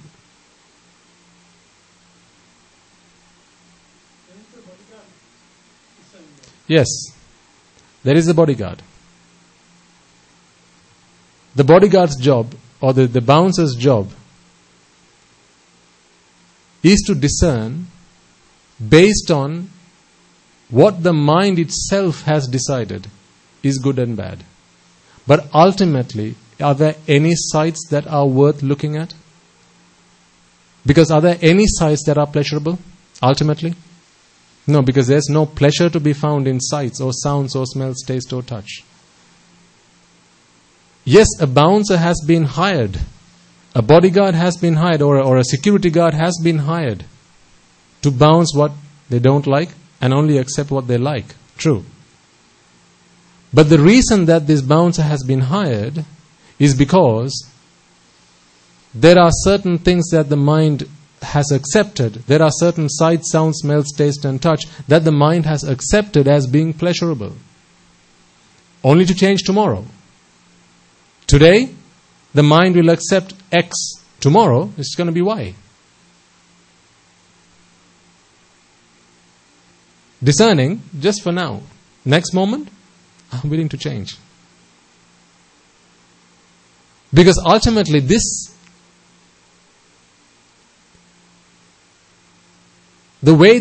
reason that the mind treats this sight, sound, smells, taste, touch in this order, in this way, is because the mind accepts that there is pleasure to be found in the outside world.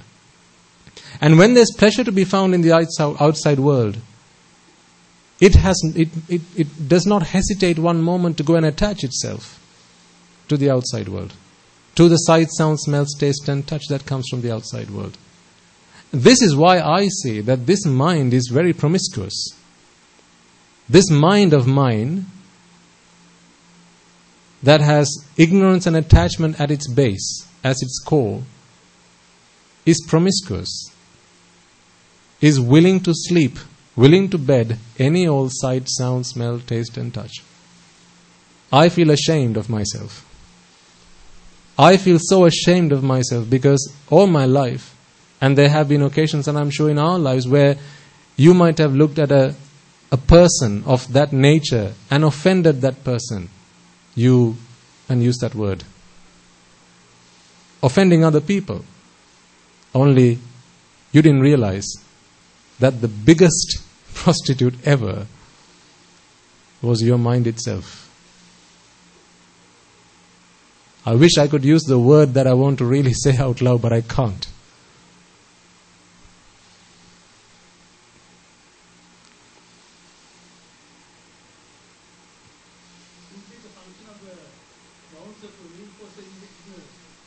It is. So what the bouncer does, the bouncer reports to the chief. So the bouncer's there, bouncing off people that come along who do not fit this caliber, this set of specifications, and then it accepts those that fit the specification.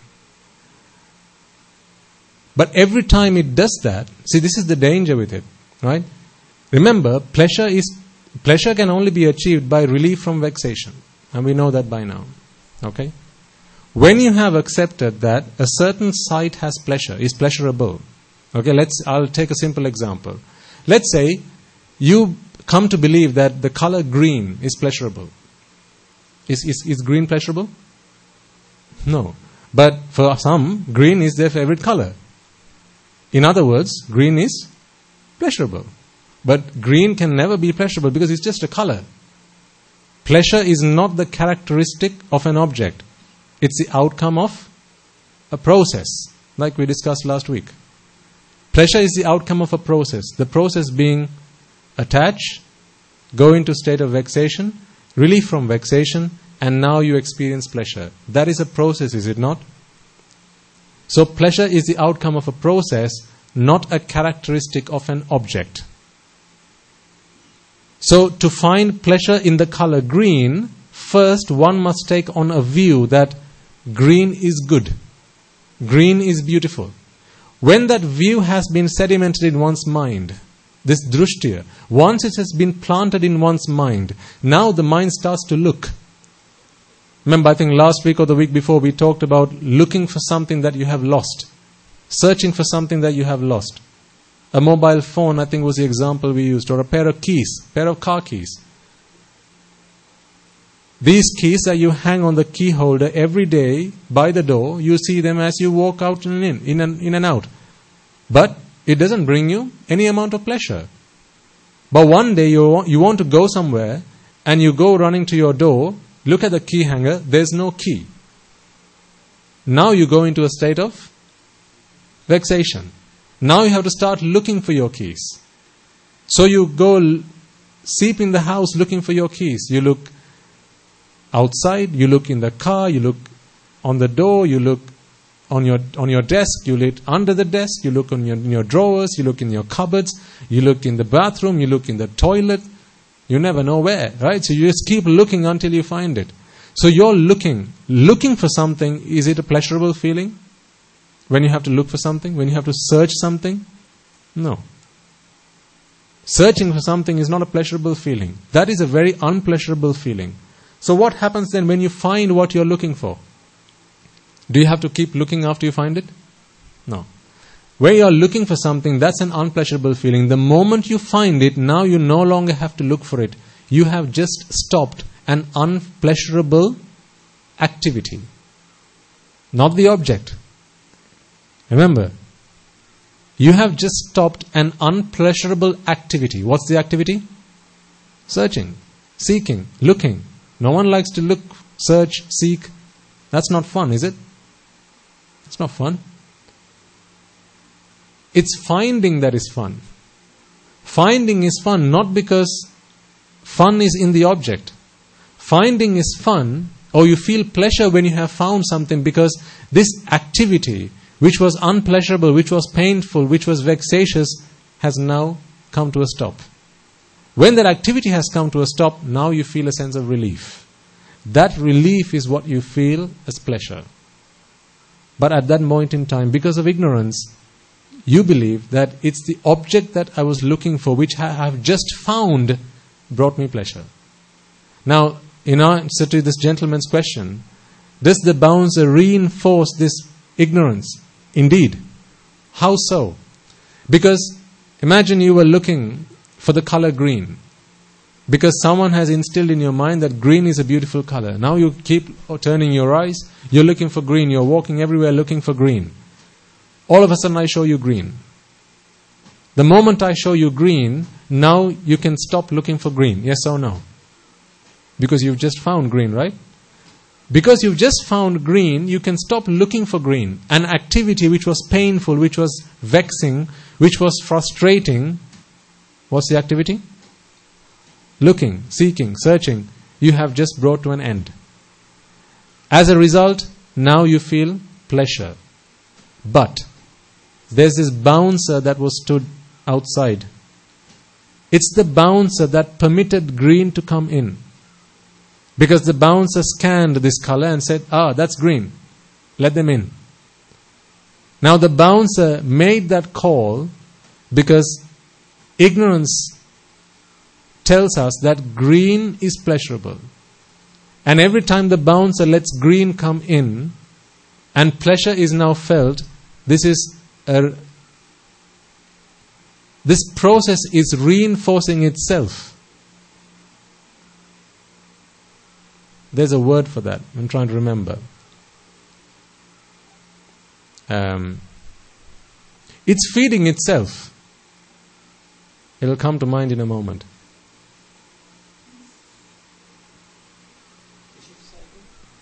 It's a vicious cycle. This is positive feedback. This is a vicious cycle. A vicious cycle because what you accepted initially as being pleasurable is the only thing that's being fed through as being pleasurable.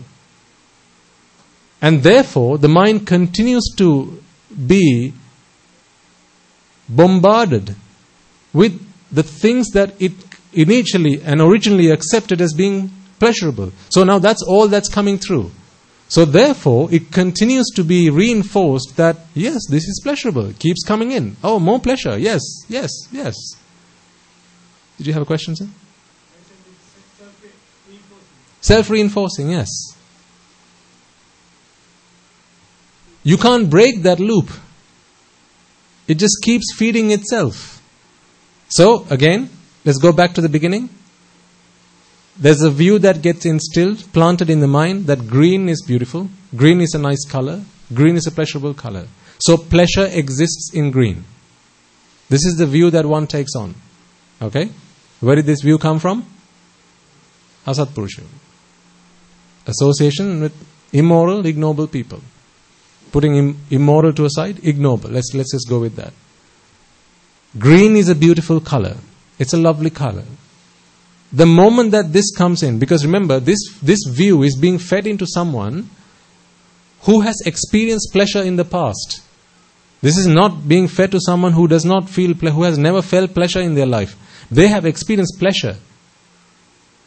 You know, it's like this, right? I come to you and say, would you like pleasure? What are you all going to say?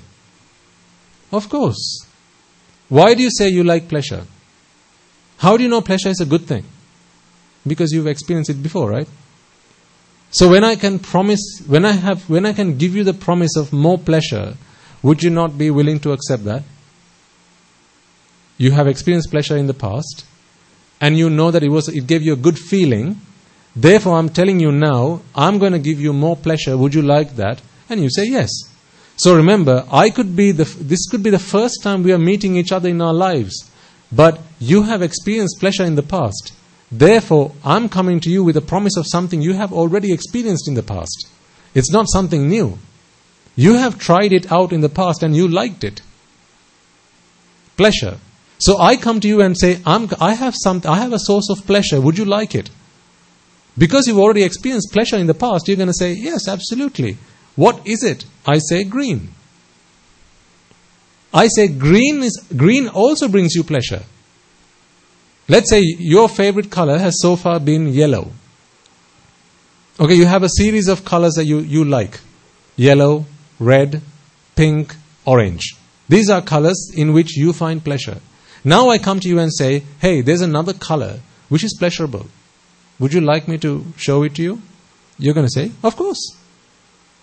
For someone who has sought pleasure in color, when I am promising you there's yet another color that also has pleasure, you're going to say, of course, please let me have it. So I'm already working with someone who has experienced pleasure in the past. So remember that. Don't forget that. That's a really key point. So the job of an Asatpurusha is really easy.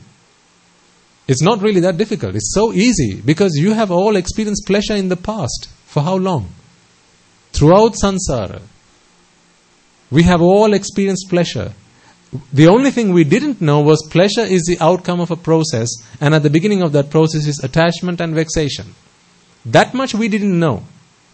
Because that is to see. What we've been doing is feeling. Yeah? Because what did the Buddha say? Pubbe ananusutesu dhammesu chakkung udapadi. Chakkung is sight, wisdom. I am now able to see, not feel. I'm able to see. We felt pleasure. The Buddha saw pleasure through wisdom. To see something is to see what it really is. What is its cause? How do you bring it to an end? And what is the path? Only someone who has seen all four of these is someone who has seen something.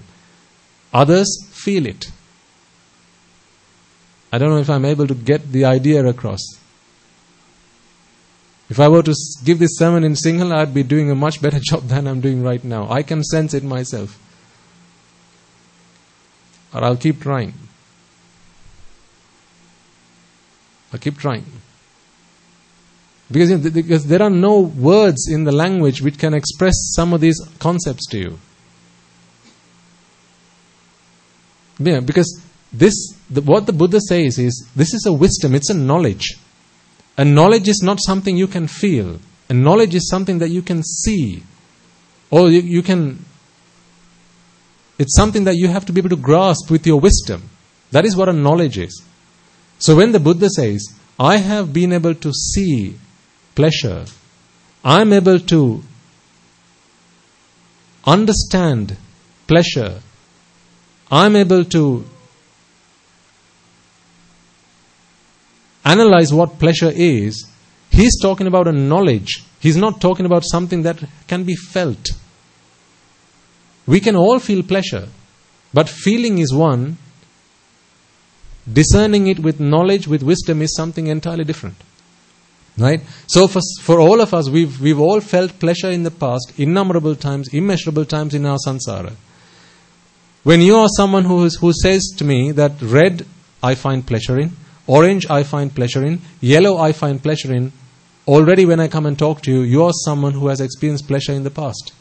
So it's not difficult for me to show you something also that can bring you pleasure. So all I have to say is, you know what? Green also brings you pleasure. And you are ready to accept it. Because you are already of the belief that pleasure comes from the outside world. You already have that belief. You are not someone who has come to this understanding of a sotapan. I'm not talking about you as individuals. I'm just saying, this is the mindset of mundane people. Mundane people accept that pleasure comes from the outside world. So if red brought me pleasure, yellow brought me pleasure, orange brought me pleasure, then there's no reason why green can't bring me pleasure. So I've just met a salesman who tells me that green also has pleasure. Well, of course. And the moment I say that, now you start looking for green.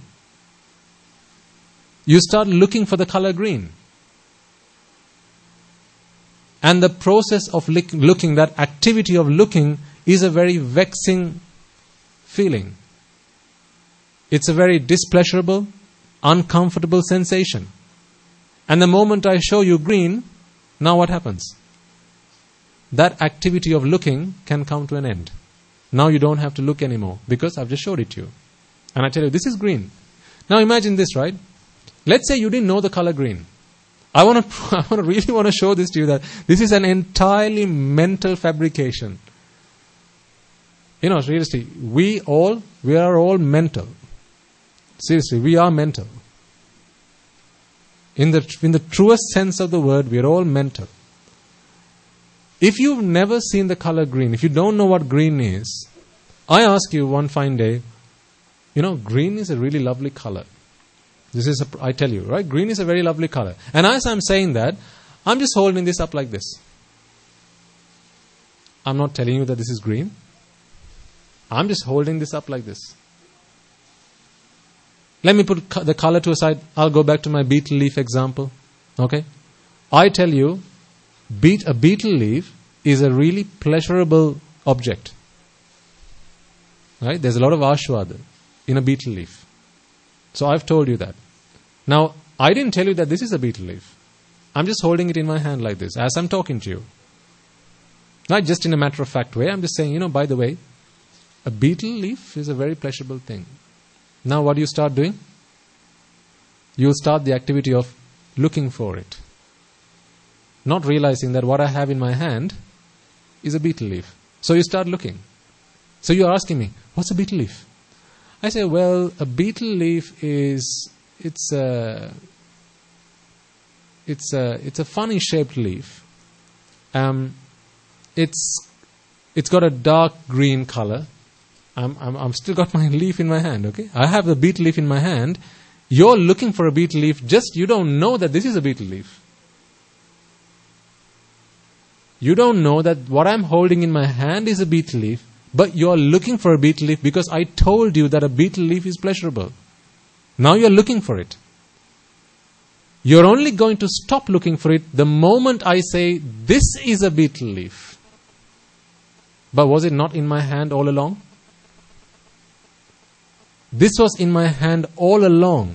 I was talking to you about a beetle leaf. I was describing the kind of veins that they grow in, the kind of plant it is. I was talking about how you water that plant, how you grow that plant at home, where you might be able to find a beetle leaf. You can find it in a temple, you can find it alongside the road. I'm talking to you about all of those things, all the while holding a beetle leaf in my hand. But you're still looking, because you don't know what this is. If a beetle leaf is pleasurable, do I have to tell you that this is a beetle leaf before it brings you pleasure? Do I? No. The moment I hold this up in my hand, should you not be able to feel pleasure? You should. But do you? No, because you are still looking. You're still looking, but your eye can already see. Your eye is seeing the beetle leaf now, but your mind is still looking. This activity of looking, seeking, searching, you will only stop the moment I say, this is a beetle leaf. Now, the process comes to a stop. That activity, that vexing activity of looking comes to a stop, and all of a sudden you feel pleasure. This leaf was in my hand all along. But did you feel pleasure before I said this was a beetle leaf? No. So is it the leaf that brought you pleasure? No.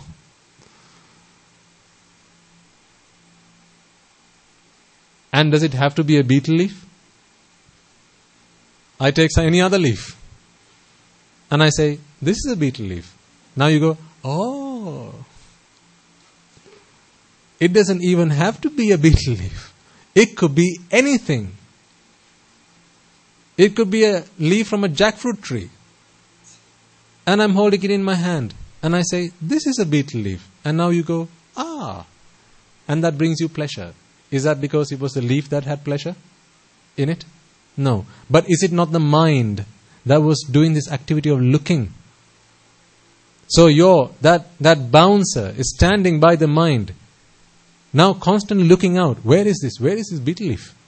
Come on. Where is my beetle leaf? Looking. So it's bringing in everything, trying to find this beetle leaf. Whatever sight comes to the eye, it's looking for, trying to find a beetle leaf.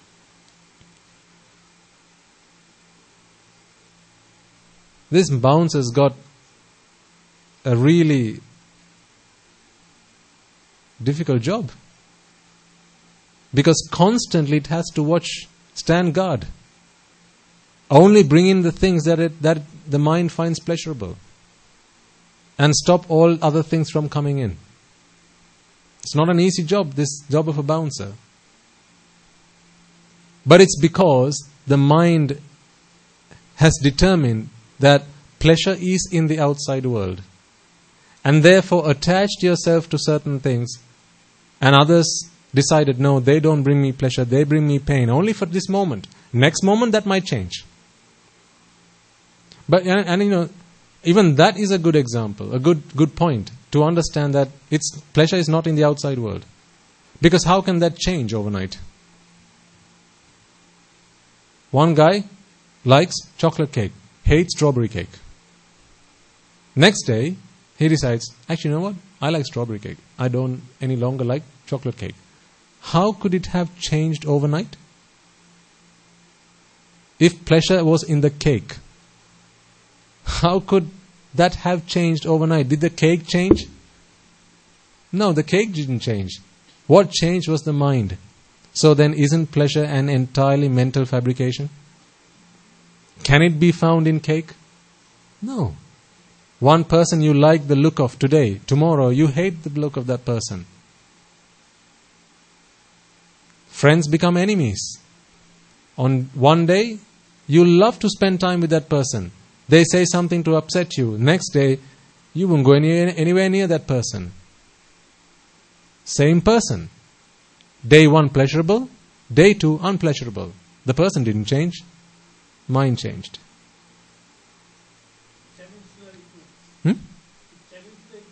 What challenges?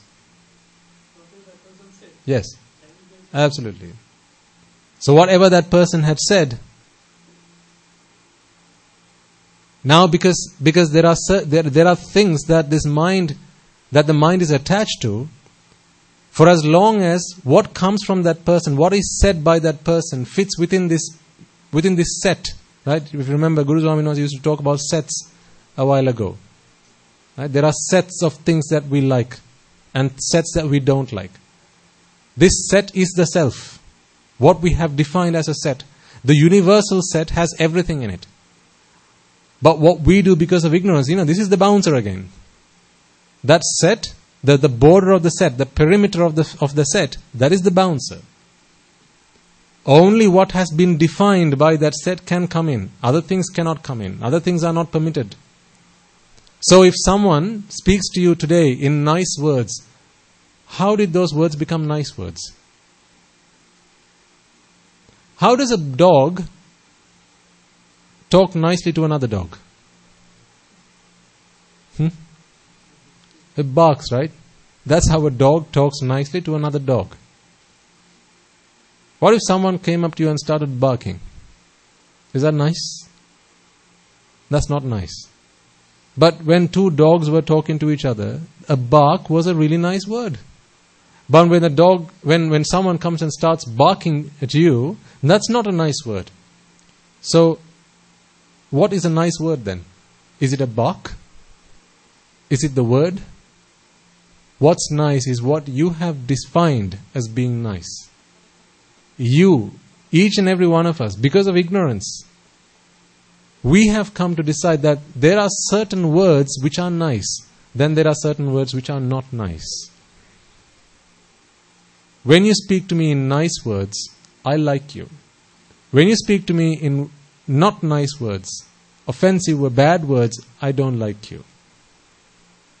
So for as long as you talk to me in nice words, I will have our relationship with you. We will have this relationship. When you don't talk to me in nice words, then it's time to stop this relationship. We have defined our world. This is our bouncer. All because of ignorance. Do you see how much pain we bring upon ourselves because of ignorance? How much we torture ourselves because of ignorance? Just think about that for a moment. Right?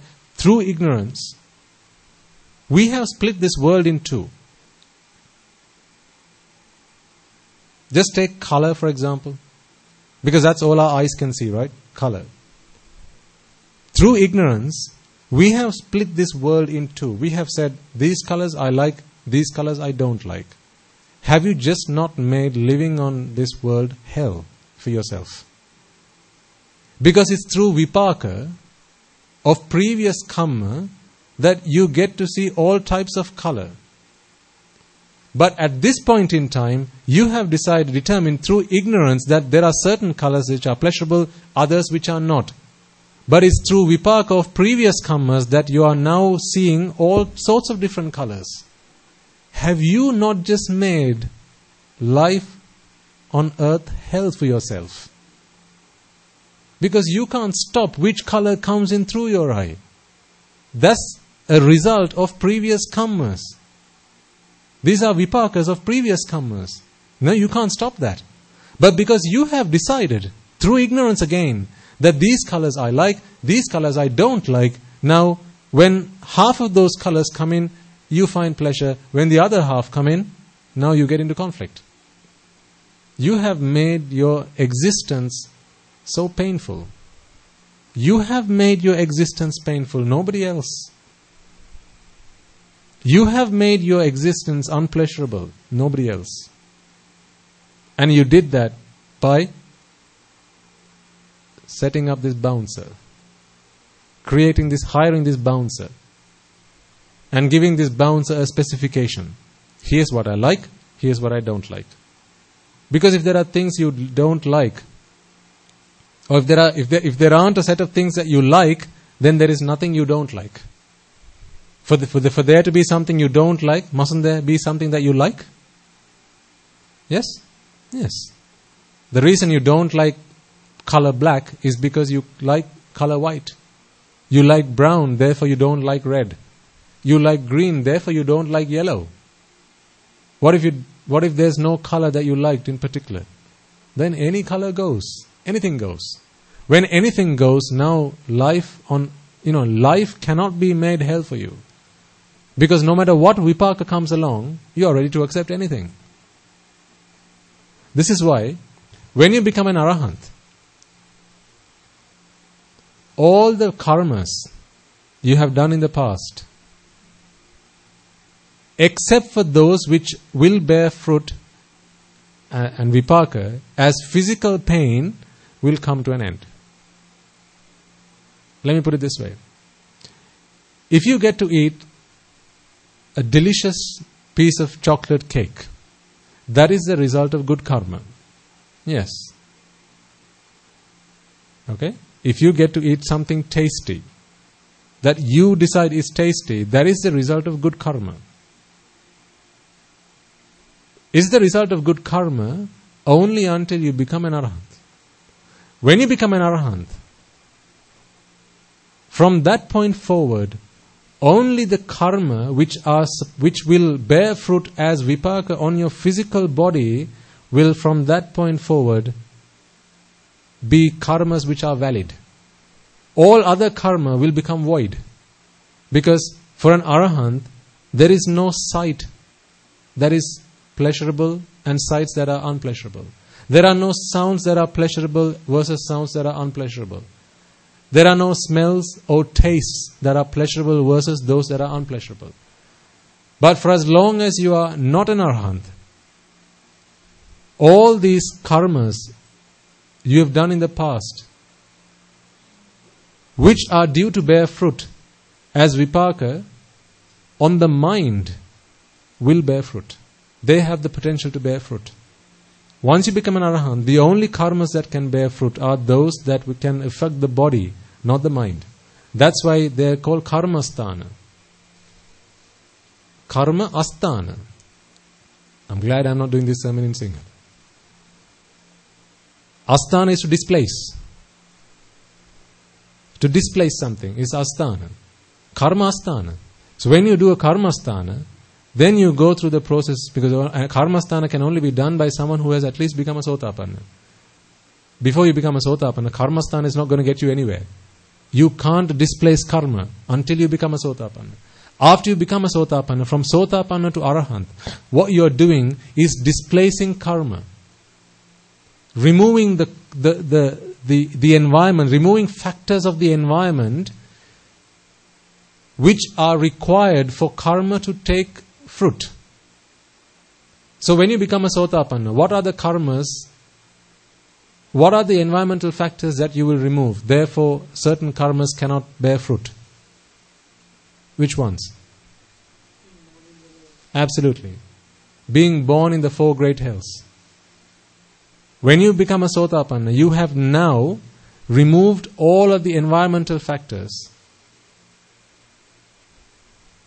which are essential for those karmas that you have done in the past, which are due to bear fruit, but can only bear fruit in the 4 great hells. They can no longer bear fruit because you are no longer creating the environment for that. That's why that's a karma asthana. Karma asthana. Then as you become an anagami, further you go along this karma asthana route, and you keep removing this karma. Or actually you don't remove the karma, but you remove the environmental factors. By doing that, what you are doing is you are voiding the karmas. They become ahosi karma. So all those karmas you've done to be born in the 4 great hells, they are now void. null and void. They can no longer bear fruit because you no longer create the environment for them to come and take seed. That is what happens when you become a Sotapanna. So when you become an Anagami, all those karmas that can only bear fruit on a person who is born in the karma worlds can no longer take fruit, can no longer bear consequences. Because the environmental factors that are required for that have all been eradicated. So those karmas are void. They become powerless. They can no longer take place. And so once you become an Arahant, all the karmas that can bear fruit on the mind have all been removed. The karmas are there. No, so it's not the karma that have been removed, but the environmental factors. Because how can you hurt an Arahant's feelings? No. But so think about this, right? Before someone becomes an Arahant, he goes and shouts at somebody in harsh words. Does not touch the person, so there's no physical contact, but he shouts at that person using abusive language, very offensive language. Isn't that a karma? What kind of vipaka do you think it's going to bring? Something similar, right? So if this person has hurt that person's feelings, then the vipaka is going to be something similar.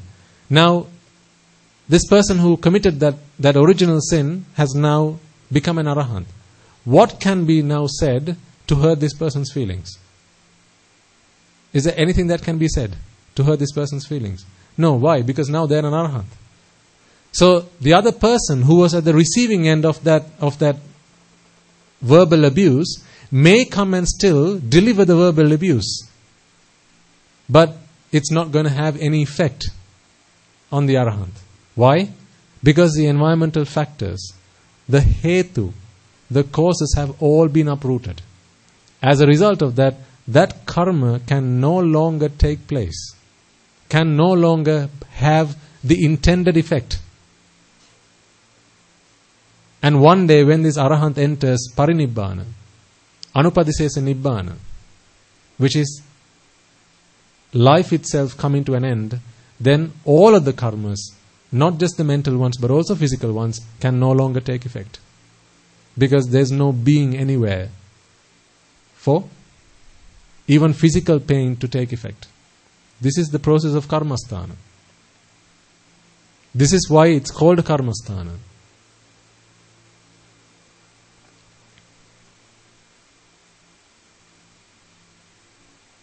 So this is what we are trying to do. We can't go back and change the karmas we've done in the past.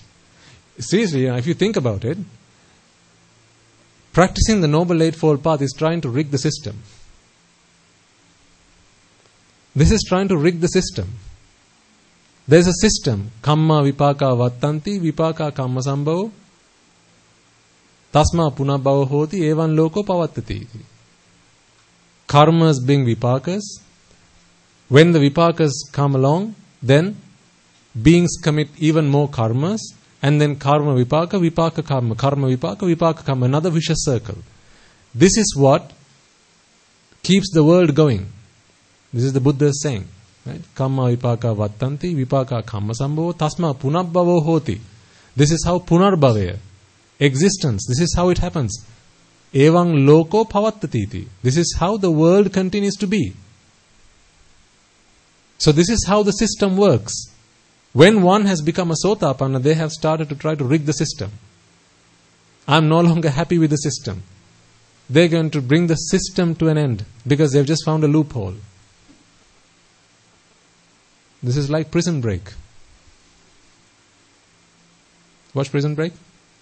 Yes, this is Prison Break. You've just found a loophole. There is a loophole in the system. The loophole in the system is, the moment you realize that pleasure cannot be found in the outside world, the moment you understand anicca dukkha anatta, you have just exploited the loophole. That is the only loophole there is. Otherwise, this system is perfect, except for one loophole. It's like the matrix. There's only one loophole. If you exploit that loophole, you will sure and short get out of this. But it takes a Supreme Buddha to discover that loophole. Anicca dukkha anatta is the loophole. For as long as beings are ignorant of anicca dukkha anatta, for as long as beings are ignorant that this world is vexatious, for as long as they are of the belief that the world is pleasurable, for as long as they believe that this world brings us pleasure, the world brings us joy and happiness, then forever they will continue to do meaningless, futile, essenceless activities of indulging in sensuality, indulging in a sensual world, and continuing to go through the process of kamma vipaka vattanti vipaka kamma sambhavo, kamma vipaka vattanti vipaka kamma sambhavo. This is what we've been doing. So this is why I say you can't reverse the fact that you've done karmas in the past. They can't be undone. But what you can do is now rig the system such that those karmas don't come and pay vipaka.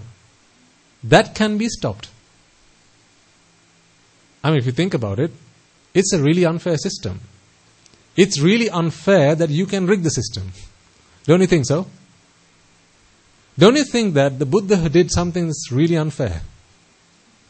When you consider the system as a whole, right, of the world and continued existence, beings perform karmas. As a result of those karmas, they have to bear the consequences, good or bad. When those consequences come along, in turn they do karmas again, and then those karmas being vipakas again. So it's a nice system, isn't it? It just keeps rolling. What the Buddha comes and does is he looks for a loophole in the system. All things considered, what he did was so unfair.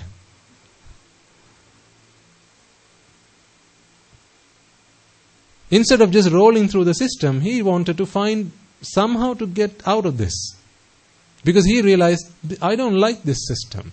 You know what he really thought? I don't like that I have to suffer the consequences of my past bad karmas. Is that not unfair? From one perspective. Someone saying, I don't like to suffer the consequences of my bad karmas. In a true system of justice, you should have to suffer the consequences of your bad karmas. Yes or no? That is a true system of justice. So someone comes and says, I don't like that. I don't like that I have to suffer the consequences of my bad karmas. Therefore, I'm going to find a loophole out of this system. Did you have a question, sir? Actually, he is subjected to the effect of the karma. Yes. Absolutely. So you see, that is the loophole that he found. Once he became the Buddha, see, as a bodhisattva, all that 6 years of asceticism, extreme asceticism, wasn't that bad karmas bringing fruit? The reason that he had to go through 6 long years of torturing his body, if I remember right, was because he had offended a Pacceka Buddha on one occasion. I think on 6 occasions, correct me if I'm wrong, I think this is right, but I will check next week and confirm this. If I'm not mistaken, I think on 6 occasions, sorry, not a Pacceka Buddha, Supreme Buddha, another Supreme Buddha was around and he was invited to go and listen to a sermon from another Buddha in one of his previous births. So this is Gautama, the Bodhisattva, our Bodhisattva, Gautama Bodhisattva, was invited to go and listen to a sermon being delivered by another Supreme Buddha on 6 occasions. And on each of those occasions, he used offensive language towards that Buddha and said, who wants to go and listen to those sermons? What a waste of time that is. This was before he ever decided, I want to be a Buddha. Now, for every time he used abusive language, that's 1 year for each time he said that. This is why 6 long years of extreme asceticism, physical torture, he had to go through that. Again, results of bad deeds. But to think of it, once he became the Buddha, now all that can take result is pain on the physical body, not on the mind. This is why I say, if you go and shout at somebody, you're not physically touching that person. You're not causing any physical abuse. Nothing, zero. All you're doing is you're shouting at that person. This is verbal abuse, not physical abuse, right? Verbal abuse can only take effect if that person can listen, can hear, and how can you, okay, let's say you get really angry with a Russian guy. You try to get onto the bus, and this guy jumps in front of you, or you go and you want to catch a seat. He goes and sits before you. You think, that's my seat. You shouldn't have gone and sat there. Now you go and stand in front of him, and you start shouting at him in Sinhala. All the bad and filthy words that you start throwing at his face. What's he going to say? He's just going to be smiling at you. At the end he'll go, are you okay? He might ask. In Russian. You can't affect that person. You can't affect him because he doesn't understand the language. Much the same way, you can't affect an Arahant mentally because they don't have the causes that are required to bring pain, bring suffering. Because what's the only thing that can bring mental suffering? Attachment. Remove attachment, nothing in this world can bring anybody any mental suffering. No amount of abuse can bring anybody any mental suffering if there is no attachment. So an Arahant or a Buddha is someone who has zero mental attachment. Because there is no mental attachment, there is no way you can hurt their feelings. There is no words you can throw at them that's going to cause them any amount of frustration, anger, resentment. No, you just can't do it. Impossible. It's just impossible. But physically, you can abuse them. This is why Devadatta was able to push a rock which hurt the Buddha's leg. This is why on several occasions the Buddha had a splitting headache he used to complain of.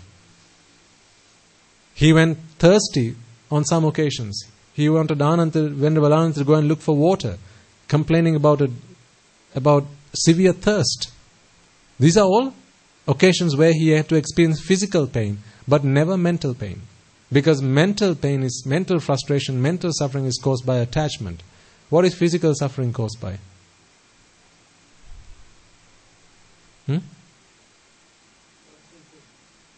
Yes, bodily sensations. The presence of a body that can experience things. But what if he went into a coma? No? No, nothing. That's why they put you under anesthesia when they perform a surgery. So you don't feel the pain. They could cut your arms and limbs off, you don't even know it until you regain consciousness. Because at that moment in time, they have removed the causes which bring you the vipaka. Now imagine before there was anesthesia, when people underwent surgery, how must it have been? Can't even begin to imagine. Right? Imagine something like pulling a tooth out. Because of the proximity to the brain, these sensations are so severe. Imagine pulling a tooth out without any anesthesia. That would be in hell on earth, right? So that was the kind of thing that people had to go through because they didn't have a way to stop that karma from taking vipaka. But science can help with that. So this is how when science invents anesthesia, now science is able to stop vipaka coming on to the physical body, but not to the mental, not to the mind. Science can't do anything about the mind suffering, but science can help stop physical suffering. Medicines, food, clothing, shelter, aren't these all gifts of science? Gifts of science. But none of these can help mental suffering. They can all help physical suffering though. So the presence of a physical body that can experience physical sensations is the cause for physical suffering. So when an Arahant dies or passes away, enters parinibbana, now there is no mind and there is no body. Therefore, no karmas can ever take effect again. To a certain extent, the suffering of the mind as well by, for example, psychiatric drugs, antidepressants and things like that. So, drugs and antidepressants and things like that. Beg your pardon, sir? Numbing. I'm not going to go into that because that will be a can of worms. According to the Buddha's teaching, there's only one cause for suffering, and that's attachment. If there's ever a pill that can reduce attachment, then I will accept that. If you create a drug, when you take which attachment is reduced, I will accept that mental pain, mental suffering can be treated by drugs and medicines. There is something does happen. Yes, this is numbing of sensations perhaps. Perhaps it's the brain. But the only reason that mind suffers is because of attachment. If you are doing nothing about attachment, there is nothing you can do to stop suffering. But I'm not going to go there because it's going to be a can of worms. But I think what's really interesting to understand here is actually, the Buddha, is one who rigged the system. He found a loophole. And the loophole was, the moment you understand anicca dukkha anatta, now you have found a way to get out of this, so that you don't have to suffer the consequences of your own bad deeds. Ask me, that's so unfair. In a true system of justice, that is so unfair. You don't have to suffer the consequences of your own bad deeds. We're not talking about suffer consequences of someone else's. You don't even have to suffer the consequences of your own bad deeds. But that is what the Buddha gifted us. And no one can stop you. Someone can stop you from jumping out of prison. Yes. But how can anyone stop you from eradicating attachment? They can't. So once you find the loophole, no one can stop you from getting out of the system. Then you become invincible. You cannot be stopped. No force of Mara. If you become a Sotapanna, no force of Mara can stop you from attaining Nibbana. Because you have discovered the loophole. Incredible, isn't it? It's fascinating. Just to think about how the mind of the Buddha might have worked, I can't say I can even begin to imagine. But the way I see it, he rigged the system. He broke out of prison.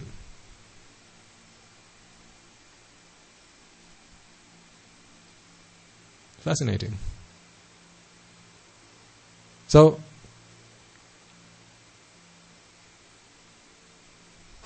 this is what you need to think about. Pleasure can never be found in the outside world. I think throughout a number of sermons, giving you lots of different examples, we have covered this time and time again. Again, as I said today, this leaf was in my hand all along. I told you, would you like to see a beetle leaf? I had this in my hand all along. You said, yeah. Can I see it? I've got this in my hand all along. But the one thing I didn't tell you is that this is a beetle leaf. So you're just waiting for me to show you a beetle leaf. If it's the beetle leaf that brings you pleasure, then do you require me to tell you that this is the beetle leaf? Do you require me to tell you that? No. The moment I held this up in my hand, you should be able to experience pleasure. But you didn't. Which means you were still looking. You were still searching. And that process of searching, that process of looking, that activity is one of vexation, is one of frustration, pain and suffering. The moment I said, this is a leaf, a beetle leaf, now that activity came to a halt. At that moment, a vexatious activity, a painful, frustrating activity came to a halt. Relief from that pain brought you pleasure. Ignorance told you it was the leaf that brought you pleasure. That's the bouncer reinforcing the message. Vicious circle. There's only one loophole out of this vicious circle, and that is anicca dukkha anatta. Anicca is what again? This world is vexatious. Because what arises passes away. Everything that arises passes away. I'm not necessarily talking about this leaf. Remember, when your mind is looking at or when your eyes are looking at this, in your mind, Rupa Vedana Sanya Sankara Vijnana arose. Rupa Vedana Sanya Sankara Vijnana passed away. In the flash of a second, it's done that 1 billion times. So 1 billion times, it's like showing this to you and hiding it again. Showing this to you and hiding it again. Is it not? Imagine that for a moment. If your frame rate of your mind, let's say, was 60 hertz, so that's 60 times a minute. That's your mind's frame rate. Okay? So your Rupa Vedana Sanya Sankara Vijnana arises 60 times a second and passes away 60 times a second. That's like showing this to you, hiding it, showing this to you, hiding it, showing this to you, hiding it 60 times a minute, right? Because it doesn't matter that I'm holding this leaf like this. At the moment where Rupa Vedana Sanya Sankara Vijnana has passed away, at the moment that your mind, that chitta has passed away, you're not seeing this until the next chitta arises. Do you understand what I'm saying? You have the eye open, there's this object in front of the eye, but in the mind, chittas have to arise and pass away. How do we know that chittas arise and pass away? What number is this? What number is this? How could you tell? If a chitta didn't arise and pass away, you'd be stuck at this, wouldn't you? You wouldn't be able to see me do this. So you do know that chittas arise and pass away. Sometimes you look outside when it's raining. You can see droplets of water falling from the sky. So you should know that at least at that rate, chittas arise and pass away. If you see someone turning a wheel of fire, right? At least at that rate, chittas are rising and passing away. Otherwise you wouldn't see it turn. Are you with me? When you see a fan turning, at least at that rate, chittas are rising and passing away. So, when an object is in front of the eye, chitta arise, passes away, chittas arise, pass away, arise, pass away. If that happens at 60 times a minute, then the same, you could get the same effect by having a static chitta and removing the object 60 times a minute. Imagine chittas didn't arise and pass away and it was just static. I remove the object 60 times a minute. Same effect, right? Show it, hide it. Show it, hide it. Show it, hide it. The same effect, I keep the object and the chitta arises and passes away 60 times a minute. Same effect. Yes or no? Same effect. So your chittas arise and pass away 60 times a minute. 60 times a minute, this is just a number, okay? Not 60 times, it happens billion times a minute. 1 billion times a second. So 60 times a minute, your chitta has arise. Now you see the object. Now it passes away. Again you are looking for it. Where's it gone? Again another chitta arises. Oh, thank God, I've just seen it. Again it passes away. Where is it? It's gone, missing. Again it arises and it passes away. Where is it? Someone's taken it away. Come on, bring it back. Imagine that happening at 1 billion times a minute, 1 billion times a second. It's like losing something that you love at a rate of 1 billion times a second, and then finding it at a rate of 1 billion times a second. Now can you imagine that sensation? Pleasure, vexation, pleasure, vexation, pleasure, vexation. How many times? 1 billion times a second. This is why Rupa Vedana Sanya Sankara Vijnana are vexatious. Because no matter, even if this world was static, even if Rupas didn't arise and pass away, even Rupas do arise and pass away, the outside world, all of these things, they arise and pass away. But we need not concern ourselves about that. Because we can't stop that from happening. Besides, even if we were able to stop arising and passing away of the outside world, What we need to understand is the chittas in our mind arise and pass away at such a rapid rate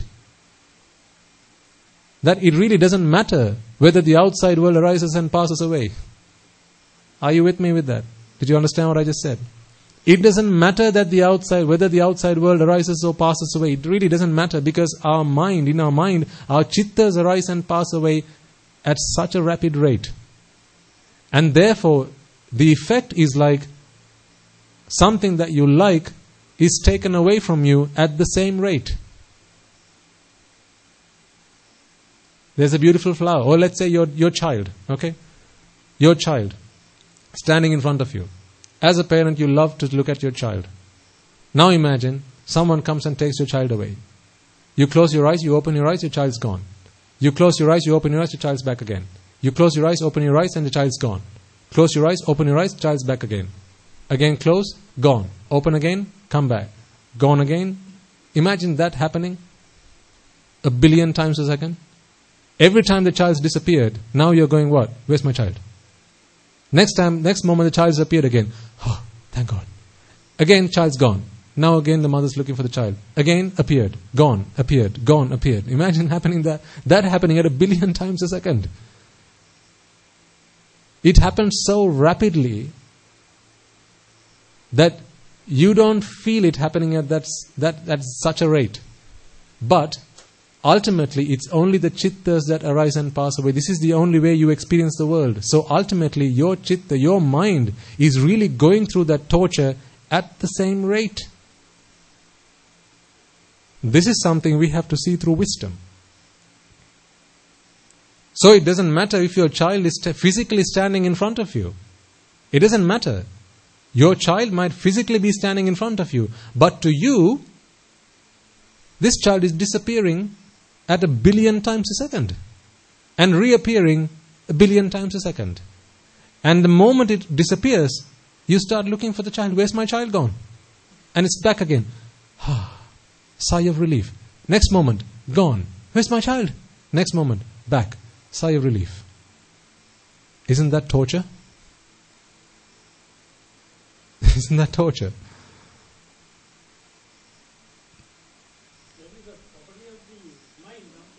Yes, sir. That is the property of the mind. See, this is why when we use the word vexatious or pelenasulu, right? This is the singular word that we have come to use.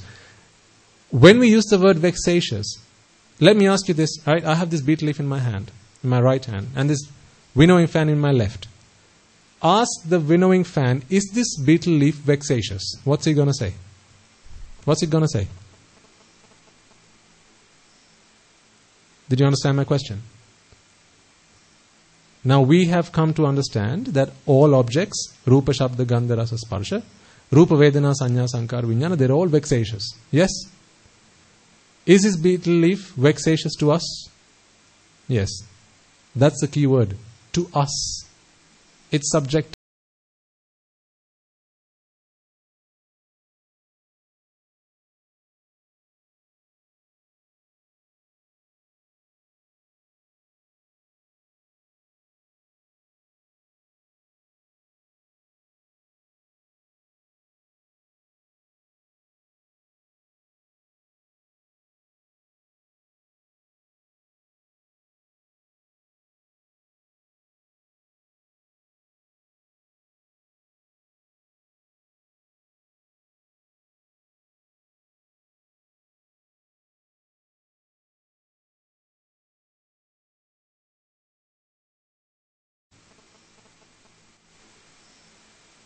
Did you understand my question? Now we have come to understand that all objects, Rupa, Shabda, Gandha, Rasa, Sparsha, Rupa, Vedana, Sanya, Sankara, Vijnana, they're all vexatious. Yes? Is this betel leaf vexatious to us? Yes. That's the key word. To us. It's subjective. Everything, every object is vexatious. The day you don't have a mind anymore, then this world is not vexatious. Is water dangerous to a fish? No. But is it dangerous to an ant? Yes. So if you ask the question, is water dangerous? Depends who you ask. It depends who you ask. So is this vexatious? Depends who you ask. But the Buddha came into this world not to help this winnowing fan attain Nibbana. The Buddha came into this world to help us beings who have a mind in which attachment can arise attain Nibbana. And this is why he says, all rupa, rupam bhikkhave anicca. All rupa are vexatious. All shabda gandha rasa sparsha are vexatious. Rupa vedana sanya sankara vijnana are vexatious. It's subjective. To us, we have a mind in which attachment can arise, therefore all conditioned objects are vexatious. Did you understand that? Good question.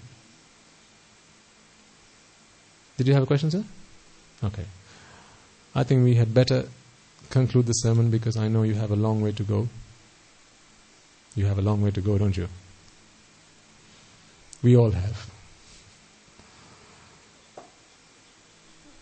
So there was a lot we talked about in today's sermon. I think it would be good to go back and listen to it if you find the time. Now what excuses come to mind? Remember, the only reason you have excuses is because you have yet to be diagnosed with terminal illness. The day you are diagnosed with a terminal illness, the day you are diagnosed with terminal cancer, no more excuses. Then you will be here every day. You will be meditating, listening to sermons 24/7. You will not fall asleep. Nothing will happen. From that point forward, you will be so alert. This is a human condition. Try and break through it. It's really a pity.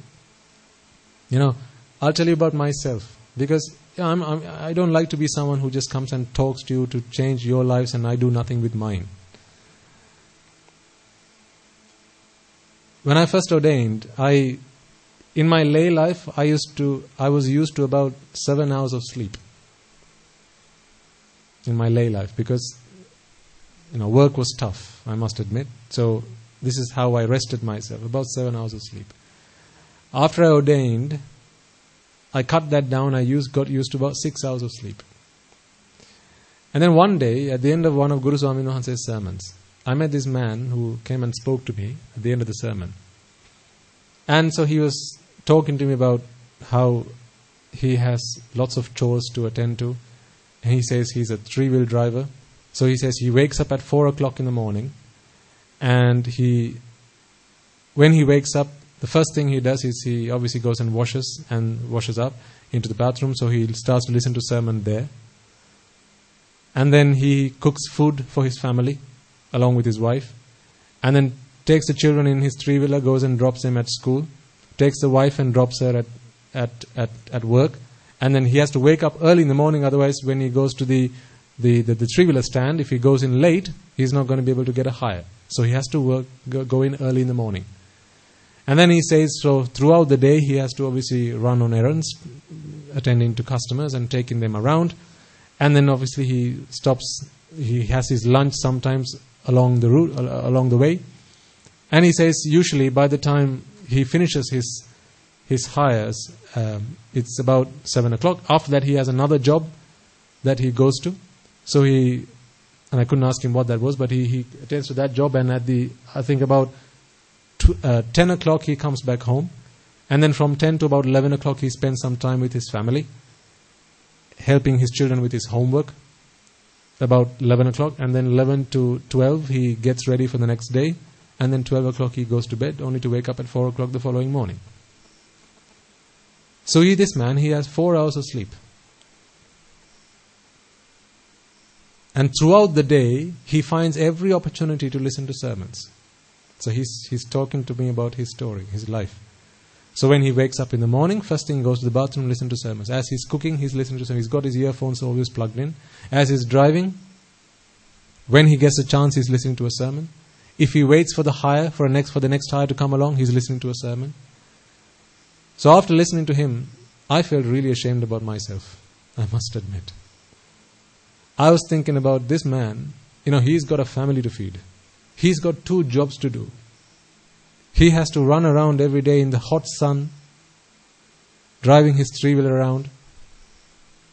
Right? A second job has to come and feed his family, be with his children, get them to do their homework, and after all that, he only gets 4 hours of sleep. I felt so ashamed of myself that I have become used to 6 hours of sleep. So from that day, I changed my lifestyle. I cut down my sleep to 4 hours. We have to change. How can I listen to that man say that he only gets 4 hours of sleep and I go and sleep for 6 hours? I don't do half the things that he does. He has 2 jobs. I don't have any. He has a family to feed. I don't have a family to feed. I felt so ashamed of myself. And then I cut down my sleep to 4 hours. Only until the next man comes and tells me that he survives on 3 hours of sleep. I'm hoping I don't find him soon. Sometimes, listening to how you live your lives, I do feel ashamed about how I live mine, even after having been ordained, because I do know, you have lots going on in your lives, and despite all that, you dedicate time to practicing the path, listening to sermons, and then I ask myself, I have 24 hours a day dedicated to this. How much of that time do I put to practicing the path? So constantly, I use that as a reminder. I look at your lives and continuously fine-tune mine to make sure that I don't do injustice to you and the alms that you bring to feed my hunger, because it wouldn't be right for me to enjoy sleep, eating the food that you bring, having worked so hard and only had 3 or 4 hours of sleep a day. That wouldn't be right. So I fine-tune my life just so that I'm not a disgrace to you. Well, what I'm inviting you to do is, find yourself a hero like that. Everyone's a hero out there. Only we are the coward. Everyone out there is a hero. Everyone has a heroic story to tell. We are the cowards. There's so much we can learn from other people. Isn't there? So much we can learn from other people. If only you listened. But people are so eager to say their part, not listen to what other people have to say. So if you pay attention, there's so much you can learn, even from young children, little children. So much you can learn to transform your lives. Little things, that'll be enough. Little change every day, that's the best way to do it. Not great, massive leaps overnight. That doesn't work. It doesn't stand the test of time, and it fails the test of endurance. Small things over time. Incremental changes. That is what works. So make small changes in your lifestyle. If you wake up in the morning every day and you put on your FM, perhaps tomorrow you can listen to a sermon. For that 10 minutes, 15 minutes it might be. Maybe that's all the time you have. While you're brushing your teeth. But your hand's doing the job. You don't need your mind to think about brushing. Just play a sermon in the background. And you don't have to play it for everyone else at home to listen. Then it could be a pain to other people. Just for your own self. If you have a mobile phone on which you have a sermon, MP3 file or something, just place it next to your sink, maybe. Play it, and then you can do your washing up. You can wash your dishes, do the laundry, whatever. Make use of the time that you have without coming up with excuses. Because excuses or not, at the end of the day, you and I are both going to have to sit the same paper. And that day, let's hope we don't regret. Yes? Okay, right. Let's conclude the sermon then.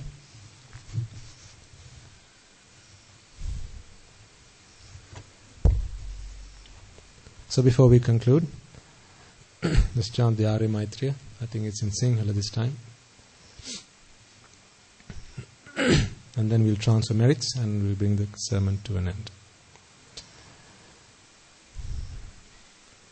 Mamada සියලු ලෝක සියලු සත්වයෝ සංසාර දාහයෙන් මිදෙත්වා සංසාර රෝගයෙන් මිදෙත්වා සංසාර අඳුරෙන් මිදෙත්වා සංසාර ගින්නෙන් මිදෙත්වා නිබ්බාන පරම සුඛයෙන් සුඛිතතර වෙත්වා නිබ්බාන පරම සුඛයෙන් සුඛිතතර වෙත්වා නිබ්බාන පරම සුඛයෙන් සුඛිතතර වෙත්වා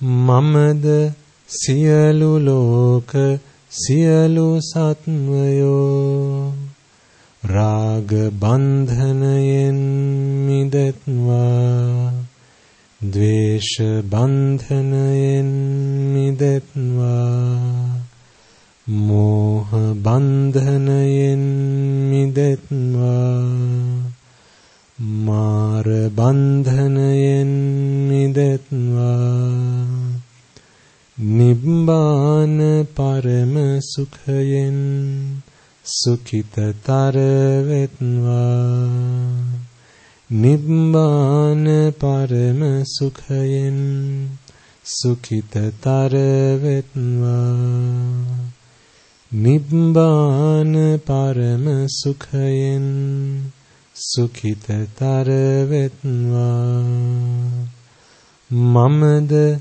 සියලු ලෝක සියලු සත්වයෝ ජාති ගින්නෙන් මිදෙත්වා ජරා ගින්නෙන් මිදෙත්වා ව්‍යාධි ගින්නෙන් මිදෙත්වා මරණ ගින්නෙන් මිදෙත්වා නිබ්බාන පරම සුඛයෙන් සුඛිතතර වෙත්වා නිබ්බාන පරම සුඛයෙන් සුඛිතතර වෙත්වා නිබ්බාන පරම සුඛයෙන් සුඛිතතර වෙත්වා මමද සියලු ලෝක සියලු සත්වයෝ ශෝක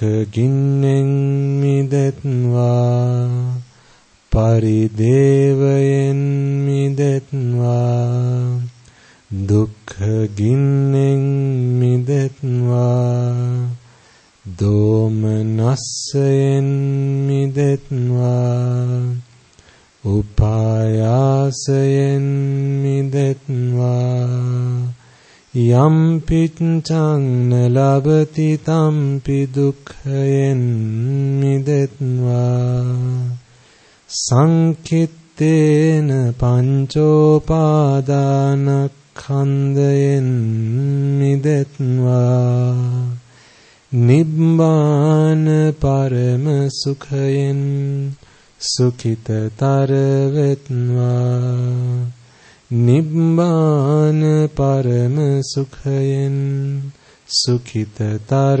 වෙත්වා නිබ්බාන පරම සුඛයෙන් සුඛිතතර වෙත්වා කාම ලෝක අනාතයි එයින් මිදෙත්වා රූප ලෝක අනාතයි එයින් මිදෙත්වා අරූප ලෝක අනාතයි එයින් මිදෙත්වා සියලු ලෝක අනාතයි එයින් මිදෙත්වා අතහැරීම නාතයි අතහැරීම වෙත්වා නොඇල්ම නාතයි නොඇල්ම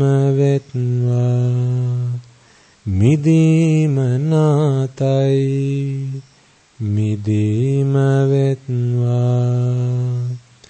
නිවනම නාතයි නිවනම වෙත්වා නිවනම නාතයි නිවනම වෙත්වා නිවනම නාතයි නිවනම වෙත්වා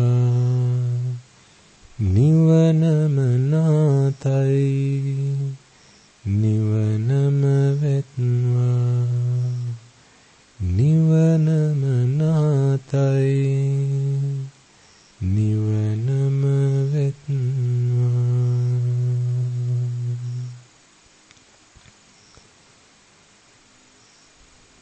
නත්ති මේ සරණං අඤ්ඤං බුද්ධෝ මේ සරණං වරං නත්ති මේ සරණං අඤ්ඤං ධම්මෝ මේ සරණං වරං නත්ති මේ සරණං අඤ්ඤං සංඝෝ මේ සරණං වරං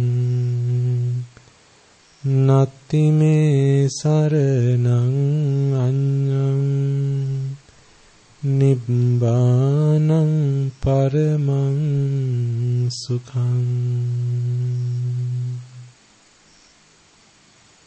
Okay.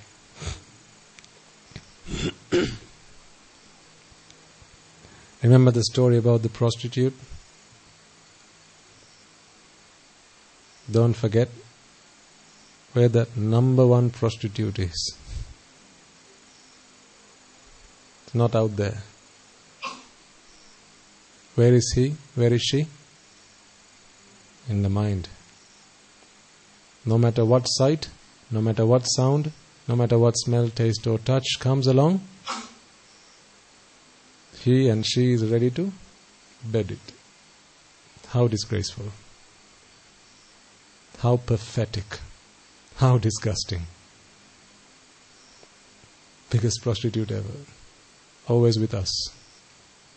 At least the person outside who has taken it up as a livelihood only started doing that ever since he or she was, say, age 20 or 25 or 30. When did we start doing it? Ever since the beginning of samsara. You know, they say that's the oldest profession, right? Prostitution. So true. I am one right now. So true. It's only an arahant who has given up prostitution. Yes or no? Don't take the literal sense of the word. Okay? You promised me you will take that intelligently and clever and wisely. So it's to an intelligent and wise audience I wanted to share that. But it's now a karmasthana of mine. How I am engaged in this disgraceful act of bedding every sight, sound, smell, taste and touch that comes my way. Disgusting. To think that that's what I've been doing ever since I came into this world, ever since I've been doing in samsara, ever since I came into this samsara. Prostitution. Disgusting. Okay. So let us transfer the merits that we have all acquired today to all those who deserve these merits, and we will conclude the sermon. First and foremost, let us take a moment to remind ourselves once again that it is because of the Supremely Enlightened One, the Perfect One, the Unvanquished One, the Undefeatable One, the Omniscient One, that we have the gift of Dhamma today. It is because He sacrificed Himself over many countless eons in samsara for the liberation of all sentient beings that we have the gift of Dhamma today. Let us also take a moment to transfer merits to the Bhikkhu, Bhikkhunis, Upasak, Upasikas who dedicated their lives to protecting and preserving the Dhamma, to passing it down through our ancestors, all the way through down to us. It is thanks to them that today we have the Tripitaka, which we can study and understand and help us attain the path to Nibbana. May through the power of these merits that we have all acquired today, if any of them have been born in the woeful planes, they be able to redeem themselves from those woeful planes and be born in the blissful planes. May through the power of these merits, they abstain from the unmeritorious deeds, fulfill the meritorious deeds, fulfill the noble eightfold path, and attain the supreme bliss of Nibbana. Sadhu, sadhu, sadhu. Let us also transfer merits to all the members of the Mahasangha, wherever in the world they may be, Bhikkhu Bhikkhunis throughout the world, as well as the Mahanayakas, the Anunayakas of all the chapters that represent the Mahasangha. As well as that, let us not forget to take a moment to transfer merits to the monks and nuns of your local temples and nunneries, reminding ourselves that although you have come along today to this monastery to listen to the Dhamma, to make offerings to the Buddha, Dhamma and the Sangha, it is those monks and nuns who have always been by your side in your local temples and nunneries. Through thick and thin, come rain or shine, it is always them who have been by your side, been your guidance, been your support, been there to provide you with advice and help you stand on your own 2 feet. It is those monks and nuns who also donned robes, went forth to attain the bliss of Nibbana and dedicate their lives to us, that have today put aside time in their valuable and precious lives to your betterment, to your benefit. So let us take a moment to transfer merits to them as well. May they all rejoice in the merits that we have all acquired today.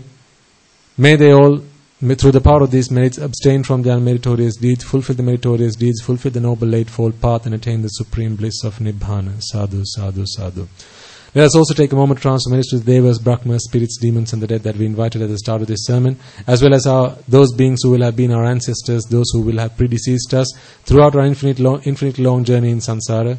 Anyone and everyone who might have been a mother, father, brother, sister, uncle, aunt, nephew, grandparent, so on and so forth, or perhaps teachers, not just in this birth but in our previous births. Anyone who might have helped us, assisted us, supported us in any way, shape or form, in whatever capability, in whatever capacity that they could, whatever help or assistance that they might have provided us with, let us take a moment to remind all of them. If any of them have today been born in the woeful planes, may through the power of these merits they redeem themselves from those woeful planes, be born in the blissful planes. May through the power of these merits they abstain from the unmeritorious deeds, fulfill the meritorious deeds, fulfill the noble eightfold path, and attain the supreme bliss of Nibbana. Sadhu, sadhu, sadhu. Let us also take a moment to transfer merits to the members of the armed forces who fought a 30-year-old long war to protect and preserving the peace and harmony of our country. It is thanks to them that today we can live alongside each other despite our differences in views and opinions. It is because they sacrificed their lives to our peace and harmony that today we are able to enjoy the peace and harmony that we have all come to accept for granted. It is thanks to them that today we are able to put aside time to practice the Noble Eightfold Path, to listen to Dhamma sermons and live a good life. So may through the power of these merits, if any of them have been born in the woeful planes, may through the power of these merits they be able to redeem themselves from those woeful planes. May through the power of these merits they abstain from the unmeritorious deeds, fulfill the meritorious deeds, fulfill the Noble Eightfold Path and attain the supreme bliss of Nibbana. Sadhu, sadhu, sadhu. Let us also take a moment to transfer merits to all those men and women who might have lost their lives in the war, as well as men and women who might have lost their lives due to natural calamities and disasters such as the tsunamis, not just in Sri Lanka but also hailstorms and thunders and things like that throughout the world, natural disasters. They could have been your friends and family, or most probably perhaps men and women who were not friends or family, but that will only have been in this birth. Let us not forget that every man and woman, there ever is, there ever was and there ever will be, will have been a mother, will have been a father to each and every one of us more times than there are grains of sand on this planet. So may they all be able to rejoice in the merits that we have all acquired today. If any of them have today been born in the woeful planes, may through the power of these merits they be able to redeem themselves from those woeful planes, be able to abstain from the unmeritorious deeds, practice the Noble Eightfold Path, fulfill the Noble Eightfold Path, practice the meritorious deeds and attain the supreme bliss of Nibbana. Sadhu, sadhu, sadhu. Let us also take a moment to transfer merits to all those men and women who have made this program a success, and in helping in whatever shape and way and form that they could.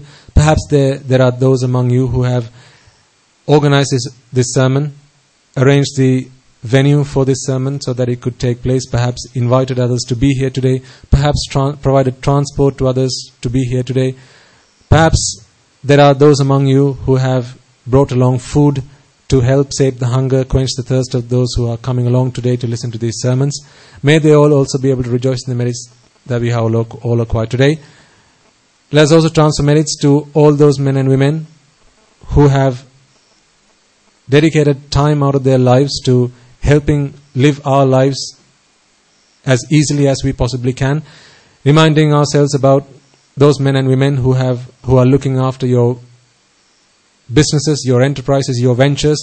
It is thanks to them that today you have the freedom of you have the free time to be here today and listen to these sermons and practice the Noble Eightfold Path. Also members of your family who may be today looking after your children, looking after your elderly parents. It is thanks to them that today you have the freedom of time to come along, listen to these sermons and dedicate time to practice the Noble Eightfold Path for your salvation. But remember that it is they who have made that sacrifice on your behalf. So may through the power of these merits they all be able to rejoice in the blissful plains. May through the power of these merits they abstain from the unmeritorious deeds, fulfill the Noble Eightfold Path and attain the supreme bliss of Nibbana. Sadhu, sadhu, sadhu.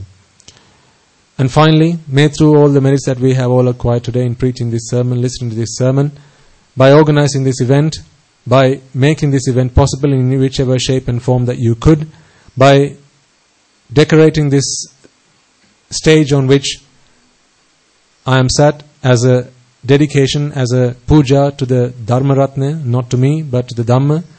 May, through all the merits that we have all acquired today, in whichever way and shape or form that anyone might have contributed, we be able to witness the advent of many hundreds of thousands of Arahants in this blessed land in our very life itself. Sadhu, sadhu, sadhu. And finally, may through the power of all the merits that we have all acquired today, you and I be able to become one of those Arahatun Vahanses, one of those Arahat Meherin Vahanses, in this very birth itself, in the era of the Gautama, Lord Buddha itself, in this very human life itself. Sadhu, sadhu, sadhu. The members of the Mahasangha will transfer their blessings to you. Raga ginneng midetva Dvesha ginneng midetva Moha ginneng midetva Nibbana parama sukhayen Sukhita taravetva Nibbana parama sukhayen Sukhita taravetva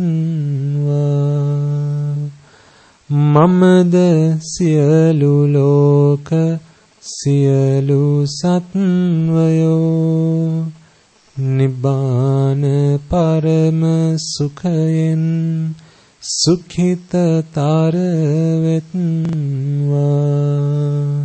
Nibbana parama sukhayen Sukhita taravetva